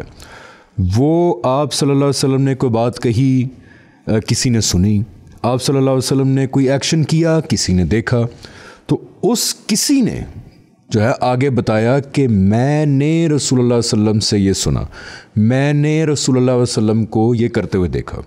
اب اس کو دیکھنے کا زاویہ کیا ہوگا؟ تو آئیں اسی دنیا میں چلتے ہیں کہ کسی نے رسول اللہ صلی اللہ علیہ وسلم کو یہ کہتے ہوئے سنا اور کسی نے رسول اللہ صلی اللہ علیہ وسلم کو یہ کرتے ہوئے دیکھا کی ہی دنیا میں چلتے ہیں اور ان کا رویہ دیکھتے ہیں. اور اسی دنیا سے دیکھتے ہیں کہ آپ صلی اللہ علیہ وسلم کی کیا کوئی روایت ایسی پہنچی کہ انہوں نے بتایا ہو کہ میری روایت کے معاملے میں کیا رویہ کیا اختیار کرنا ہے. یعنی اسی پرنسپل پہ کہ حدیث کے بارے میں رسول اللہ صلی اللہ علیہ وسلم اور صحابہ جن سے ظاہری بات ابتدا میں وہ بیان ہو رہی ہے وہ اگر ہمیں یہ بتا دیں کہ یہ جو چیزیں ہیں ان کے بارے میں رویہ کیا اختیار کرنا ہے تو علم کے طالب علم کے طور پر کہ ہمارے لیے سب سے مفید یہ رستہ نہیں ہوگا. اچھا کیچ 22 آ گیا نا، بڑے مزے کی بات آ گئی ہے. یعنی ہمیں وہی بتا دیں جن کی باتیں ہیں، وہی بتا دیں جنہوں نے ہمیں دین دیا ہے ان 2 صورتوں میں. یہ جو آپ نے بریک سے پہلے مجھے کہا تھا کہ آپ رسول اللہ صلی اللہ علیہ وسلم کی باتوں کو سورس میں شامل نہیں کر رہے تو میں نے کہا جملہ مجھ سے مت کہیں آپ، اس لیے کہ ہم نے تو 7 قسطوں میں بات چھری رسول اللہ صلی اللہ علیہ وسلم سے کی ہے، بات ختم رسول اللہ صلی اللہ علیہ وسلم پہ کی ہے، تو یہاں یہ زیر بحث ہی نہیں ہے. تو اب ہم چلتے ہیں اس دنیا میں کہ جہاں رسول اللہ صلی اللہ علیہ وسلم موجود ہیں اور آپ کے صحابہ موجود ہیں اور گفتگو کا موضوع کیا ہے؟ حدیث. اچھا تو دیکھتے ہیں کہ وہ کیا کہتے ہیں. سن لیں پھر غور سے. یہ جو روایتیں ہیں یہ ہیں تو ہزاروں کی تعداد میں. ان ہزاروں روایتوں کو حدیث کی کتابوں سے ہم نے جمع کیا. جمع کرنے کے بعد ان کی سند کو دیکھا، صحت کو دیکھا، یعنی علمی طور پر یہ اتھینٹک ہیں کہ نہیں ہیں، جن کو ہمارے ہاں حدیث کی سند اور ذوف کے حوالے سے گفتگو کی جاتی ہے. ان میں سے چند چنیدہ واقعات 8-9 واقعات میں چھوٹے چھوٹے سے صحابہ کے رویہ، رسول اللہ کی باتیں حدیث کے بارے میں، اس کو میں نے جمع کر لیا. تو گویا یہ ہزاروں روایات کا خلاصہ ہے. پہلی روایت ہے مسند احمد بن حنبل علیہ رحمہ کی 1413 نمبر روایت ہے. عبداللہ بن زبیر کہتے ہیں کہ میں نے اپنے والد سیدنا زبیر رضی اللہ تعالیٰ عنہ سے پوچھا کہ میں جس طرح ابن مسعود رضی اللہ تعالیٰ عنہ اور فلاں دوسرے حضرات کو رسول اللہ کی باتیں بیان کرتے ہوئے دیکھتا ہوں، یعنی حدیثیں بیان کرتے ہوئے دیکھتا ہوں، آپ کو اس طرح نہیں دیکھتا. ایک صحابی کے بیٹے نے ایک صحابی سے پوچھا کہ یہ سب صحابہ باقی ادھر ادھر سے میں سنتا ہوں کچھ لوگ باتیں بیان کر رہے ہوتے ہیں، آپ کیوں نہیں کرتے؟ اس کی کیا وجہ ہے؟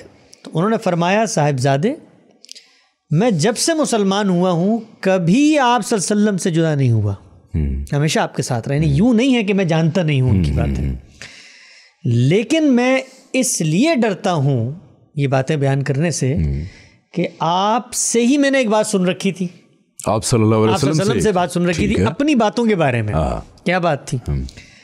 کہ آپ نے فرمایا تھا کہ جس نے لوگوں کو گمراہ کرنے کے لیے جان بوجھ کر کوئی جھوٹی بات میری نسبت سے بیان کی وہ اپنا ٹھکانہ دوزخ بنا لے. ٹھیک ہے. ایک روایت آ گئی آپ کے سامنے.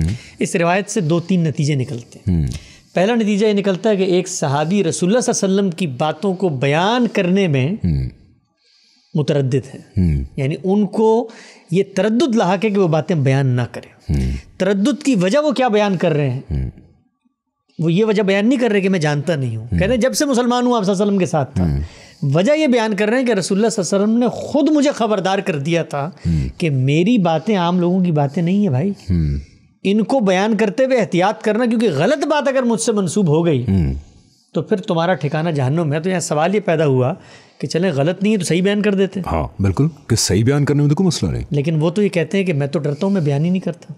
حالانکہ وہ کہہ رہے ہیں میں ڈرتا ہوں کہ میں غلط بیان نہ کر دوں. ہاں لیکن وہ کوئی بات ہی بیان نہیں. اور ان کے بیٹے کا سوال بھی یہی ہے کہ آپ بیان کیوں نہیں کرتے, کیوں نہیں بیان کرتے آپ؟ یہ بھی نہیں کہ کثرت سے بیان کیوں نہیں کرتے, یا یہ کہ آپ نے کوئی ایسی بات بیان کی تھی جو غلط ہے. ہاں یہ نہیں کہا. یہ نہیں کہا. کیا بات واضح ہوئی اس سے یہ بات واضح ہوئی کہ صحابہ کرام کے اندر جو جلیل القدر ہستیاں ہیں, بڑی ہستیاں ہیں, ان کا رویہ کیا ہے روایت کے بارے میں, حدیث کے بارے میں؟ وہ یہ جانتے ہیں کہ دین کا سورس قرآن و سنت ہے. نمبر 1 کنکلوژن یہ, اگر دین کا سورس قرآن و سنت کے علاوہ کوئی تیسری چیز بھی ہے تو صحابی کی یہ بات, آپ کو پتہ ہے اس بات کے بارے میں, جلیل القدر صحابی ہیں, آپ کو پتہ ہے اس بات کے بارے میں اللہ تعالیٰ نے قرآن میں رسول اللہ کو کیا کہا ہے کہ اگر تم نے میری بات پہنچانے میں کوئی کمی کوتاہی, کمی اضافہ کیا تو فما بلغت رسالہ, اور تمہاری رگ جان پکڑ کے تمہیں دنیا سے اٹھا لیں گے. پاؤز کر لوں اس میں. جی, میں ایک عام آدمی کے طور پہ یہ سمجھ رہا ہوں کہ قرآن میں آپ صلی اللہ علیہ وسلم کو کہا گیا نا کہ پوری طرح میرا پیغام پہنچا دینا. جی کا مطلب یہ ہے کہ کمی بیشی نہ رہے نا, کوئی لوپ ہول بھی نہ رہے. تو وہ آپ صلی اللہ علیہ وسلم کے دنیا سے رخصت ہونے سے پہلے, کیونکہ احادیث کا بھی ریکارڈ نہیں تھا, تاریخی ریکارڈ مرتب ہوا ہی نہیں تھا, ایک شخص یعنی دنیا کے اندر موجود ہے آپ صلی اللہ علیہ وسلم, تو قرآن اور سنت میں وہ دین پورا دے کے آپ صلی اللہ علیہ وسلم دنیا سے رخصت ہو گئے.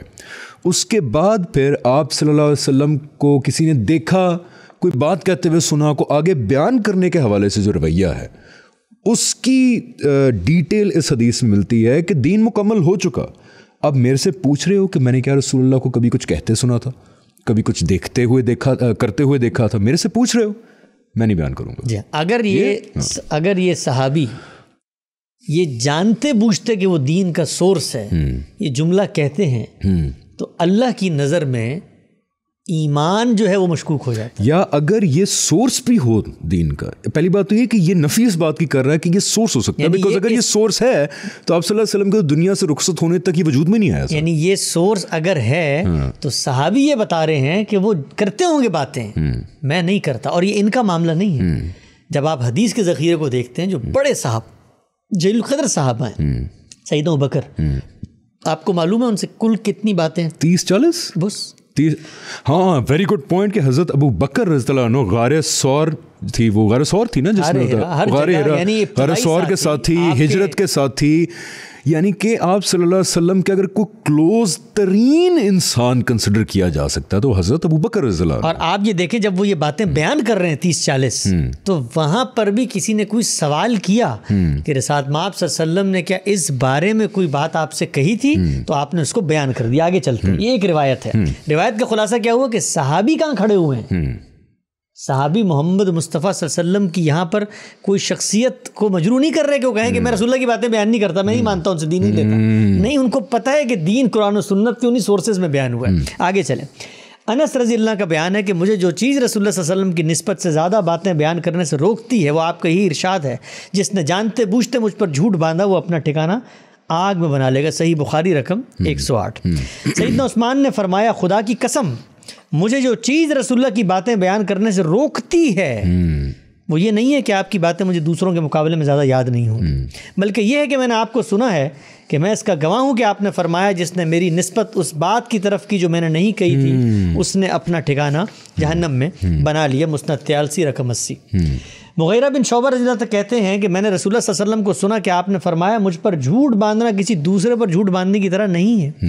جس نے جان بوجھ کر کوئی جھوٹی بات کی نسبت میری کی پھر اس کا انجام بھی جہنم میں ہوگا. صحیح بخاری رقم 1291. ابو قتادہ کا بیان ہے کہ میں نے رسول اللہ صلی اللہ علیہ وسلم کو اس ممبر پہ یہ کہتے ہوئے سنا کہ لوگوں میری نسبت سے زیادہ باتیں بیان کرنے سے بچو. اللہ اکبر. رسول اللہ صلی اللہ علیہ وسلم نے فرمایا جو شخص میری طرف سے کوئی بات کہے وہ حق اور سچ ہونی چاہیے, اس لیے کہ جس شخص نے میری طرف اس بات کی نسبت کی جو میں نے نہیں کی تھی اس نے اپنا ٹھکانہ جہنم میں بنا لیا. مسند احمد رقم 2000 بلکہ 22,583. I'm telling you, sorry آپ کا تسلسل کاٹ رہا ہوں, لوگوں کے ذہن میں پھر وہی جو آپ کلیریفائی کر چکے ہیں بات آئی ہوگی کہ ہاں آپ صلی اللہ علیہ وسلم کہہ رہے ہیں جھوٹ نہیں باندھنا میری طرف. یعنی کہ صحیح بات آپ کر سکتے ہیں, لوگوں کے دماغ میں آ رہا ہوگا. تو وہ کیا کہہ رہے ہیں سیدنا عثمان کہ جھوٹ صحیح کی بات ہی نہیں ہے. وہ یہ کہہ رہے ہیں کہ باتیں مجھے بہت یاد ہیں لیکن میں ڈرتا ہوں اگر بتایا تو کوئی بات غلط نہ ہو جائے یا غلط طریقے سے لینا لی جائے, تو اگر یا اس کو دین نہ سمجھ لیا جائے, ایسی چیز جو قرآن و سنت میں نہیں. تو اگر کوئی چیز دین کا سورس بن رہی ہے اور اس کے اندر اتنا شک ہے کہ اس کو بیان کرنا اس کو صحیح غلط کر سکتا ہے, تو اس سے ناقص تو دنیا میں کسی چیز کو سورس بنانے کا کوئی ذریعہ ہی نہیں ہے. خوبصورت بات ہے یہی. کئی دفعہ ہوتا ہے آپ کوئی چیز سوچ رہے ہوتے ہیں اور اس کو الفاظ نہیں آ رہے تھے ذہن میں. You described it in a very very nice way کہ اگر جلیل القدر صحابہ یعنی حضرت ابو بکر رضی اللہ عنہ جیسے صحابہ, حضرت عثمان جیسے صحابہ رضی اللہ عنہ جیسے صحابہ سارے کہہ رہے ہیں کہ آپ صلی اللہ علیہ وسلم کی نسبت سے ہم باتیں نہیں بتائیں گے اس لیے کہ کل کلاں غلطی سے لوگ اس کو دین نہ بنا لیں, یعنی کہ سورس آف دین نہ بن جائے. اٹ آلسو ٹیلز یو کہ دے فورسا اٹ. جی آگے چلتے ہیں. ابو سعید کہتے ہیں کہ رسول اللہ صلی اللہ علیہ وسلم نے فرمایا میری باتیں بیان کرو, اس میں کوئی حرج نہیں, بیان کرو, لیکن مجھ پر جھوٹ باندھنے کی جسارت نہ کرو. یاد رکھو جس نے جانتے بوجھتے مجھ سے جھوٹ باندھا اس کا ٹھکانہ جہنم میں. مسند ابی اعلیٰ 1209. ابو موسیٰ رضی اللہ عنہ ایک دوسرے صحابی عقبہ بن عامر رضی اللہ عنہ کو نبی صلی اللہ علیہ وسلم کے حوالے سے کچھ روایتیں ممبر پر بیان کرتے ہوئے سنتے ہیں تو فرماتے ہیں. ایک صحابی دوسرے صحابی کو رسول اللہ کی باتیں ممبر پہ بیان کرتے ہوئے سنتے ہیں, رسول اللہ کی طرف نسبت ہوئی بات. ہاں یعنی ایک صحابی یہ بتا رہے ہیں ممبر پہ بیٹھ کے کہ میں نے رسول اللہ سے سنا تھا, ہاں میں نے رسول اللہ سے سنا تھا, ان کو کرتے ہوئے دیکھا تھا, وہ بتا رہے ہیں. تو دوسرے صحابی مسجد میں بیٹھے ہوئے ہیں, ان کو دیکھ رہے ہیں, وہ تبصرہ فرما رہے ہیں. فرمایا تمہارا یہ ساتھی یا حافظ ہے یا ہلاک ہونے والا ہے. تمہارا یہ ساتھی یا حافظ ہے یا ہلاک ہونے والا. آگے فرمایا رسول اللہ صلی اللہ علیہ وسلم نے جو آخری وصیت ہمیں فرمائی وہ یہ تھی کہ اللہ کی کتاب کو اپنے اوپر لازم پکڑو. اللہ اکبر. ٹھیک. تم عنقریب ایسے لوگوں کی طرف جاؤ گے جو میری باتیں بیان کرنا پسند کریں گے. یہ بھی رسول اللہ کی بات ہی بتا رہے ہیں. سو پروفیٹک. سو یاد رکھو جو شخص میری طرف کسی ایسی بات کی نسبت کرتا ہے جو میں نے نہیں کہی وہ اپنا ٹھکانہ جہنم میں بنا لے. جس نے میری بات اچھی طرح یاد رکھی ہو وہ بیان کرنا چاہے تو ضرور بیان کر دیں. آخری روایت. ابو سعید کہتے ہیں کہ رسول اللہ صلی اللہ علیہ وسلم نے فرمایا میری طرف سے قرآن کے سوا کوئی چیز نہ لکھو. جس نے میرے حوالے سے کوئی چیز قرآن کے سوا لکھی وہ اسے لازماً مٹا دے. اور پھر بعض روایتوں میں آتا ہے کہ رسول اللہ صلی اللہ علیہ وسلم نے لوگوں کو لکھنے کی اجازت بھی دے دی. یہ جو ساری روایتیں ہیں ان کو پڑھنے کے بعد یہ روایتیں کچھ نتائج بیان کر رہی ہیں. ابھی ہم کچھ نہیں کہتے, ہم آئیں گے اس پہ کہ ہمارا حدیث کے بارے میں رویہ کیا ہونا چاہیے. اور یہ صحیح روایتیں ہیں, یہ ساری سندن صحیح روایتیں, حدیث کی سائنس کے لحاظ سے یہ صحیح ہیں, صحیح روایتیں, بے غبار روایتیں, ان کی سند پر کوئی اعتراض نہیں کیا. یہ ساری روایتیں یہ بتا رہی ہیں کہ رسول اللہ صلی اللہ علیہ وسلم نے اگر کسی موقع پہ لکھنے سے روکا تو اگر کوئی چیز دین کا سورس تھی تو اس کو تو اسی اہتمام سے رکوانا کیا لکھوانے کا اہتمام کرنا چاہیے نا. روکا کیوں؟ روکا اس لیے کہ کاتبین وہی لکھ رہے ہیں, لوگ قرآن مجید لکھ رہے ہیں, تو یہ نہ ہو کسی موقع پہ آپ نے کوئی بات دیکھی سنی سمجھی اور جا کے لکھ دی تو رسول اللہ نے روک دیا. اگر کوئی چیز سورس بننے کی صلاحیت رکھ رہی تھی یا اس کو رسول اللہ نے بطور سورس انیشیٹ کیا تھا تو روکنا اصل میں دین کی اشاعت کو روکنا ہے. دین کی اور قرآن نے اس کے بارے میں کہہ دیا اگر یہ کام کیا تو رگے جان سے پکڑ لیں گے. پہلی بات. دوسری بات صحابہ کا رویہ کیا سامنے آ رہا ہے کہ وہ دین کی باتوں کو آگے پہنچانا تو لازم سمجھتے ہیں, اس پہ جانے دے رہے ہیں, اس پہ زندگیاں قربان جانے دے رہے ہیں. سیدنا ابوبکر کہتے ہیں کہ اگر بکری کی رسی بھی زکوٰۃ میں نہیں دی تو جنگ کروں گا میں. اور صحابہ نکلے قادسیہ کے میدان میں اور روم و ایران تک پہنچ گئے ہیں رسول اللہ کے اور قرآن کے احکامات کو سامنے رکھتے ہوئے. لیکن رسول اللہ کی نسبت سے سنی سنائی ہوئی باتیں ان کے بارے میں کیا ان کا یہی رویہ ہے؟ تو صحابہ کا جو رویہ سامنے آتا ہے وہ یہ ہے کہ وہ اس کو بطور دین کا سورس یا ماخذ ریسیو نہیں کر رہے اور اس احتیاط کے ساتھ کہ اس میں کوئی بات رسول اللہ کی نسبت غلط بیان نہ ہو جائے. رسول اللہ صلی اللہ علیہ وسلم کی نسبت سے باتیں بیان کرتے ہوئے تردد کا شکار ہے, رکے ہوئے ہیں اور اس خوف میں ہے کہ اگر ہم نے کوئی غلط بات بیان کر دی تو رسول اللہ صلی اللہ علیہ وسلم نے اتنی سخت وعید سنائی ہے تو ہم یہ باتیں بیان ہی نہیں کرتے. ایک پوائنٹ اور ادھر یہاں پہ آتا ہے کہ جو ایٹ لیسٹ میں سمجھا ہوں ایز مائی اون نقطہ نظر ٹو سی اسلام کہ جو حضرت ابو بکر کا رویہ تھا, میں حضرت ابو بکر کو ایز اے رول ماڈل لے رہا ہوں because in my opinion he was the closest to the prophet محمد صلی اللہ علیہ وسلم. میں غلط ہوں اس بات پہ؟ صحیح ہوں. بالکل صحیح. ان کا جو رویہ تھا کہ جب انہوں نے کچھ روایتیں آپ صلی اللہ علیہ وسلم کے متعلق بیان کی جب ہم ان کی کچھ ڈیٹیلز میں جاتے ہیں تو نظر یہ آتا ہے کہ وہ بڑا کوئی شدید موقع آن پہنچا تھا، یعنی کہ کسی کیس کا فیصلہ کرنا تھا، لوگوں میں کسی چیز کے بارے میں کیا کہتے ہیں اشتعال پایا جاتا تھا، یا ان میں کنسنسس نہیں ہو رہا تھا. بہت ہی مجبوری کے عالم میں حضرت ابوبکر صلی اللہ علیہ وسلم آخری ہتھیار کے طور پہ کہتے تھے کہ میں یہ اس لیے کر رہا ہوں کیونکہ میں نے رسول اللہ کو یہ کرتے ہوئے یا سنا تھا کہتے ہوئے، یعنی کہ بہت ہی مجبوری میں آپ بتا رہے ہیں. بس مجھے یہ لگتا ہے کہ احادیث مبارکہ صلی اللہ علیہ وسلم کا جو ریکارڈ ہے، جو آپ آگے ایکسپلین کریں گے، وہ صحابہ نے خود ایز اے گائیڈنگ ٹول لیا، ایز اے گائیڈنس لی رادر دین کے سورس. وہ تو ان کے رویے سے پتہ لگ رہا ہے کہ انہوں نے رہنمائی حاصل کرنے کے لیے کئی معاملوں میں، یا لوگوں کو پروو کرنے کے لیے کہ آپ صلی اللہ علیہ وسلم نے یہی کہا تھا یا کیا تھا کے طور پہ لیا، نہ کہ دین کے سورس کے طور پہ لیا ہے اس کو. یہ تو بڑا کلیئر ثابت ہے. بالکل بالکل. اب دیکھیں جو ہم نے راہ اختیار کی، جو میتھڈالوجی اختیار کی حدیث کو سمجھنے کی، وہ میتھڈالوجی ہے رسول اللہ صلی اللہ علیہ وسلم کی اپنی روایات کے بارے میں اپنے بیانات. گویا حدیث کے بارے میں حدیث کیا کہتی ہے، حدیث کے بارے میں حدیث کیا کہتی ہے. اس میتھڈالوجی کو ہم نے اڈاپٹ کیا بطور طالب علم کے، کہ ہم یہ دیکھیں کہ خود رسول اللہ صلی اللہ علیہ وسلم اپنے علم و عمل کی روایات کے بارے میں لوگوں کو کیا تلقین کر رہے ہیں، اور آپ کے اولین مخاطبین خود اس بات کو کیسے پرسیو کریں. بالکل صحیح. اب اس کے بعد آتے ہیں ان روایات کی حقیقت کے اوپر. چند سوالات پیدا ہوتے ہیں. پہلا سوال یہ کہ رسول اللہ صلی اللہ علیہ وسلم کسی معاشرے میں ہوں تو کیا یہ ہو سکتا ہے کہ لوگوں سے گفتگو نہ کریں؟ پاسبل نہیں. رسول اللہ صلی اللہ علیہ وسلم کیا کوئی بھی انسان دنیا میں آتا ہے، جیتا ہے، اس کے روزمرہ کے معمولات ہیں، لوگ اس سے ملتے ہیں، اس کی باتیں سنتے ہیں، اور وہ گفتگو کرتا ہے، وہ بہت سارے معاملات میں رائے دیتا ہے، بعض معاملات میں اجتہادات کرتا ہے، بعض معاملات میں اپنے ذوق کی چیزیں بیان کرتا ہے، بعض معاملات میں طبی نسخے بیان کر دیتا ہے. پھر وہ اگر نظروں سے اوجھل ہو جائے اور جن لوگوں نے ان کو دیکھا ہو تو وہ ان سے مل کے ان کی باتیں پوچھنا چاہتے ہیں. جیسے جس کی بڑی مثال آج کے دور میں لوگ ہم سے کمپیریزن نہیں ہے، علامہ اقبال دیکھ لیں. نہیں، علامہ اقبال ہیں، جو دنیا سے گئے تو کتابوں کی کتابیں آئیں کہ علامہ اقبال شام کی گفتگوؤں میں یہ کرتے تھے، یہ کہتے تھے. فقیر سید حسین نے اور بتایا کہ علامہ اقبال جو ہیں وہ حسن نے کہ کیسے وہ اپنی زندگی کے احوال گزارتے تھے. اس کو چھوڑیں، ہم عام لوگ ہیں، ہم عام علماء کے ساتھ اٹھتے بیٹھتے لوگ ہم سے پوچھتے ہیں گاندھی صاحب کیسے کھاتے ہیں، کیسے پیتے ہیں، یا کوئی اور علم ہو تو کیسے. دنیا کے اندر ایک بہت نیچرل، بہت فطری امر ہے کہ لوگ زندہ ہستیوں کے ساتھ جب معاملہ کرتے ہیں تو ان کی گفتگویں، ان کی باتیں سنتے اور بھی ہیں، عام لوگوں کے بارے میں کیا کہ خدا کا رسول اثر دنیا کے لیتے اندر ہیں. ہو تو دین کا سب سے بڑا عالم، دین کا سب سے بڑا عالم، اس کائنات میں خدا کی آخری حجت اگر کوئی بات بیان کر رہی ہے تو لوگ اس کو سنیں گے بھی، لوگ اس کو محفوظ بھی کریں گے، لوگ اس کو بیان بھی کریں گے، بڑے شوق سے بیان کریں گے. اب اس کے بعد دو چیزیں دیکھیں آپ. یہ جو عمل ہو رہا ہے بیان کرنے کا، محفوظ کرنے کا، سننے کا، سمجھنے کا، اس میں انیشیٹو رسول اللہ صلی اللہ علیہ وسلم کی طرف سے ہے یا لوگوں کی طرف سے ہے؟ یہ ایک نقطہ ہے، میں بات مکمل کروں. یہ ایک نقطہ اگر واضح ہو جائے، دوبارہ ایکسپلین کریں کہ انیشیٹو کس کا تھا ان باتوں کو بیان کرنے کا، محفوظ کرنے کا. انیشیٹو کس کا؟ ایک اور مثال اس کو ذرا سلیس کریں. قرآن مجید رسول اللہ صلی اللہ علیہ وسلم نے دنیا تک پہنچایا، رسول اللہ صلی اللہ علیہ وسلم نے خود بتایا، دنیا کو پہنچایا، اس کو محفوظ کرنے کے طریقے بتائے، اہتمام کیا، سنا، لکھوایا، پڑھایا، اس کو دہرایا، سب بالکل کچھ کیا. ٹھیک. تو یہ انیشیٹو کس کا تھا؟ آپ صلی اللہ علیہ وسلم کا تھا. سنت آپ نے جاری فرمائی، نماز کیسے پڑھنی ہے، روزہ 23 سال نماز پڑھی، بالکل روزہ رکھا، حج سب کو بتایا، عمرے کی ہیں، قربانی کی ہے، خطبہ حجۃ الوداع میں کہا بھی صحیح کیا، ساروں کو باتیں پہنچاؤ، سب ہو گیا.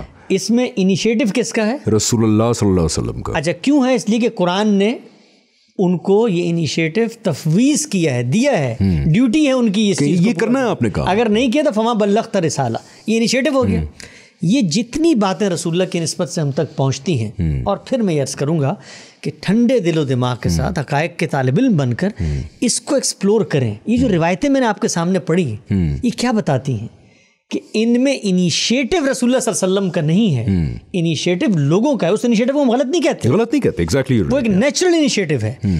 فرق کیا پڑتا ہے؟ فرق زمین اور آسمان کا پڑ جاتا ہے. اگر انیشیٹو رسول اللہ کا ہو تو پھر یہ صحابی اپنے بیٹے کو یہ نہیں کہہ سکتے کہ رسول اللہ صلی اللہ علیہ وسلم کی باتیں تو مجھے بھی یاد ہے، میں اس خوف سے نہیں بتاتا ہوں. بھائی دین، میں بالکل نہیں بتاتا، یہ دین کے سورسز ہیں، کیسے نہیں بتاتے آپ؟ احتیاط کریں، جس طرح قرآن میں احتیاط کی، حفاظت کی، یاد کیا کیا قرآن بھی اس وجہ سے چھوڑ دے کہ خدا کی طرف غلط چیز منسوب نہ ہو جائے؟ کیا سنت بھی اس طرح چھوڑ دی کہ اللہ کے رسول نے جو عمل دیا تھا غلط منسوب نہ ہو جائے؟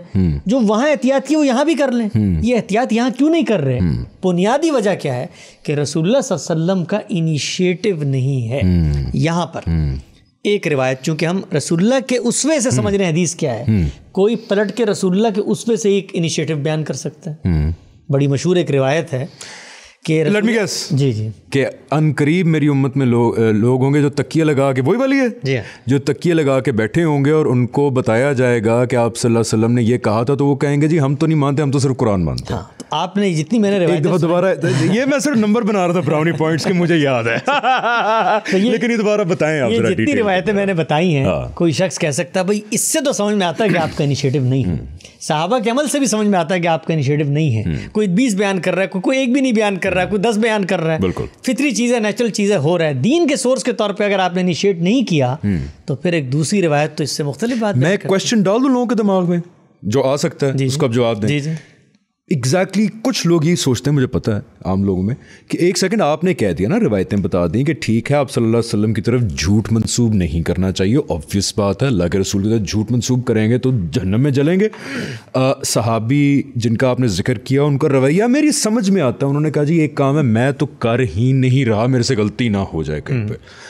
لیکن دیکھیں نا، اگر آپ صلی اللہ علیہ وسلم کی طرف روایت کی گئی بات ٹھیک ہے، پوری دیانتداری کے ساتھ میں نے دیکھا ٹھیک ہے، آپ صلی اللہ علیہ وسلم نے کہا جو اپنا دین بدلے اس کو قتل کر دو، یہ آپ صلی اللہ علیہ وسلم کے الفاظ ہیں، جھوٹ بھی نہیں ہے، لگ رہا ہے ٹھیک ہے، سند بھی پوری ہے، تو پھر میں کیوں ریجیکٹ کروں؟ میں دین کا سورس نہ مانوں اس کو، کیونکہ آپ صلی اللہ علیہ وسلم نے یہ بھی کہا ہوا ہے کہ ان قریب لوگ آئیں گے جو گاؤں تکیے لگا کے بیٹھے ہوں گے، میری بات پہنچے گی، ہم نہیں مانتے کیونکہ قرآن نے لکھا. بالکل ٹھیک ہے، اس پر بات کرتے ہیں. یعنی صحابی اگر یہ کہتے ہیں کہ چلو جھوٹ نہ پہنچے، تو میں نے جو بنیادی سوال اٹھایا تھا کہ وہ دین کے پھر سارے سورسز میں کانسٹنٹ ہونا چاہیے. چلے نا، وہ بہت کیئرفل تھے. ایک انڈیویجول مثال وہ کیئرفل تھے، حضرت ابوبکر بھی بہت ہی ہائپر کیئرفل. وہ کیئرفل تھے تو وہ کیئرفل قرآن کے بارے میں زیادہ ہونا چاہیے، وہ سنت کے بارے میں سے زیادہ ہونا چاہیے. اگر سورسز کے معاملے میں کیئرفل ہیں وہ، تو یہ کیسے ہو سکتا ہے کہ ایک سورس کے معاملے میں کیئرفل ہیں اور دوسری کی اشاعت کے لیے زندگی وقف کی ہوئی، زندگی وقف کر دی ہے؟ یہ تو نہیں ہو سکتا. اس کے لیے جنگیں لڑ رہے ہیں، زندگی وقف. یہ کانٹرڈکشن تو نہیں ہو سکتا. پوری دنیا میں جا رہے ہیں تبلیغ کرنے کے لیے، کہہ رہے ہیں، لیکن یہ معاملہ سوری میں اس پہ نہیں بات کر. ہاں، اب آتے ہیں اس روایت پر کہ جو رسول اللہ صلی اللہ علیہ وسلم کی نسبت سے لوگ بیان کرتے ہیں بالعموم. چونکہ ہم نے جو میتھڈالوجی اپنائی ہے وہ methodology with in the context of prophet ہے.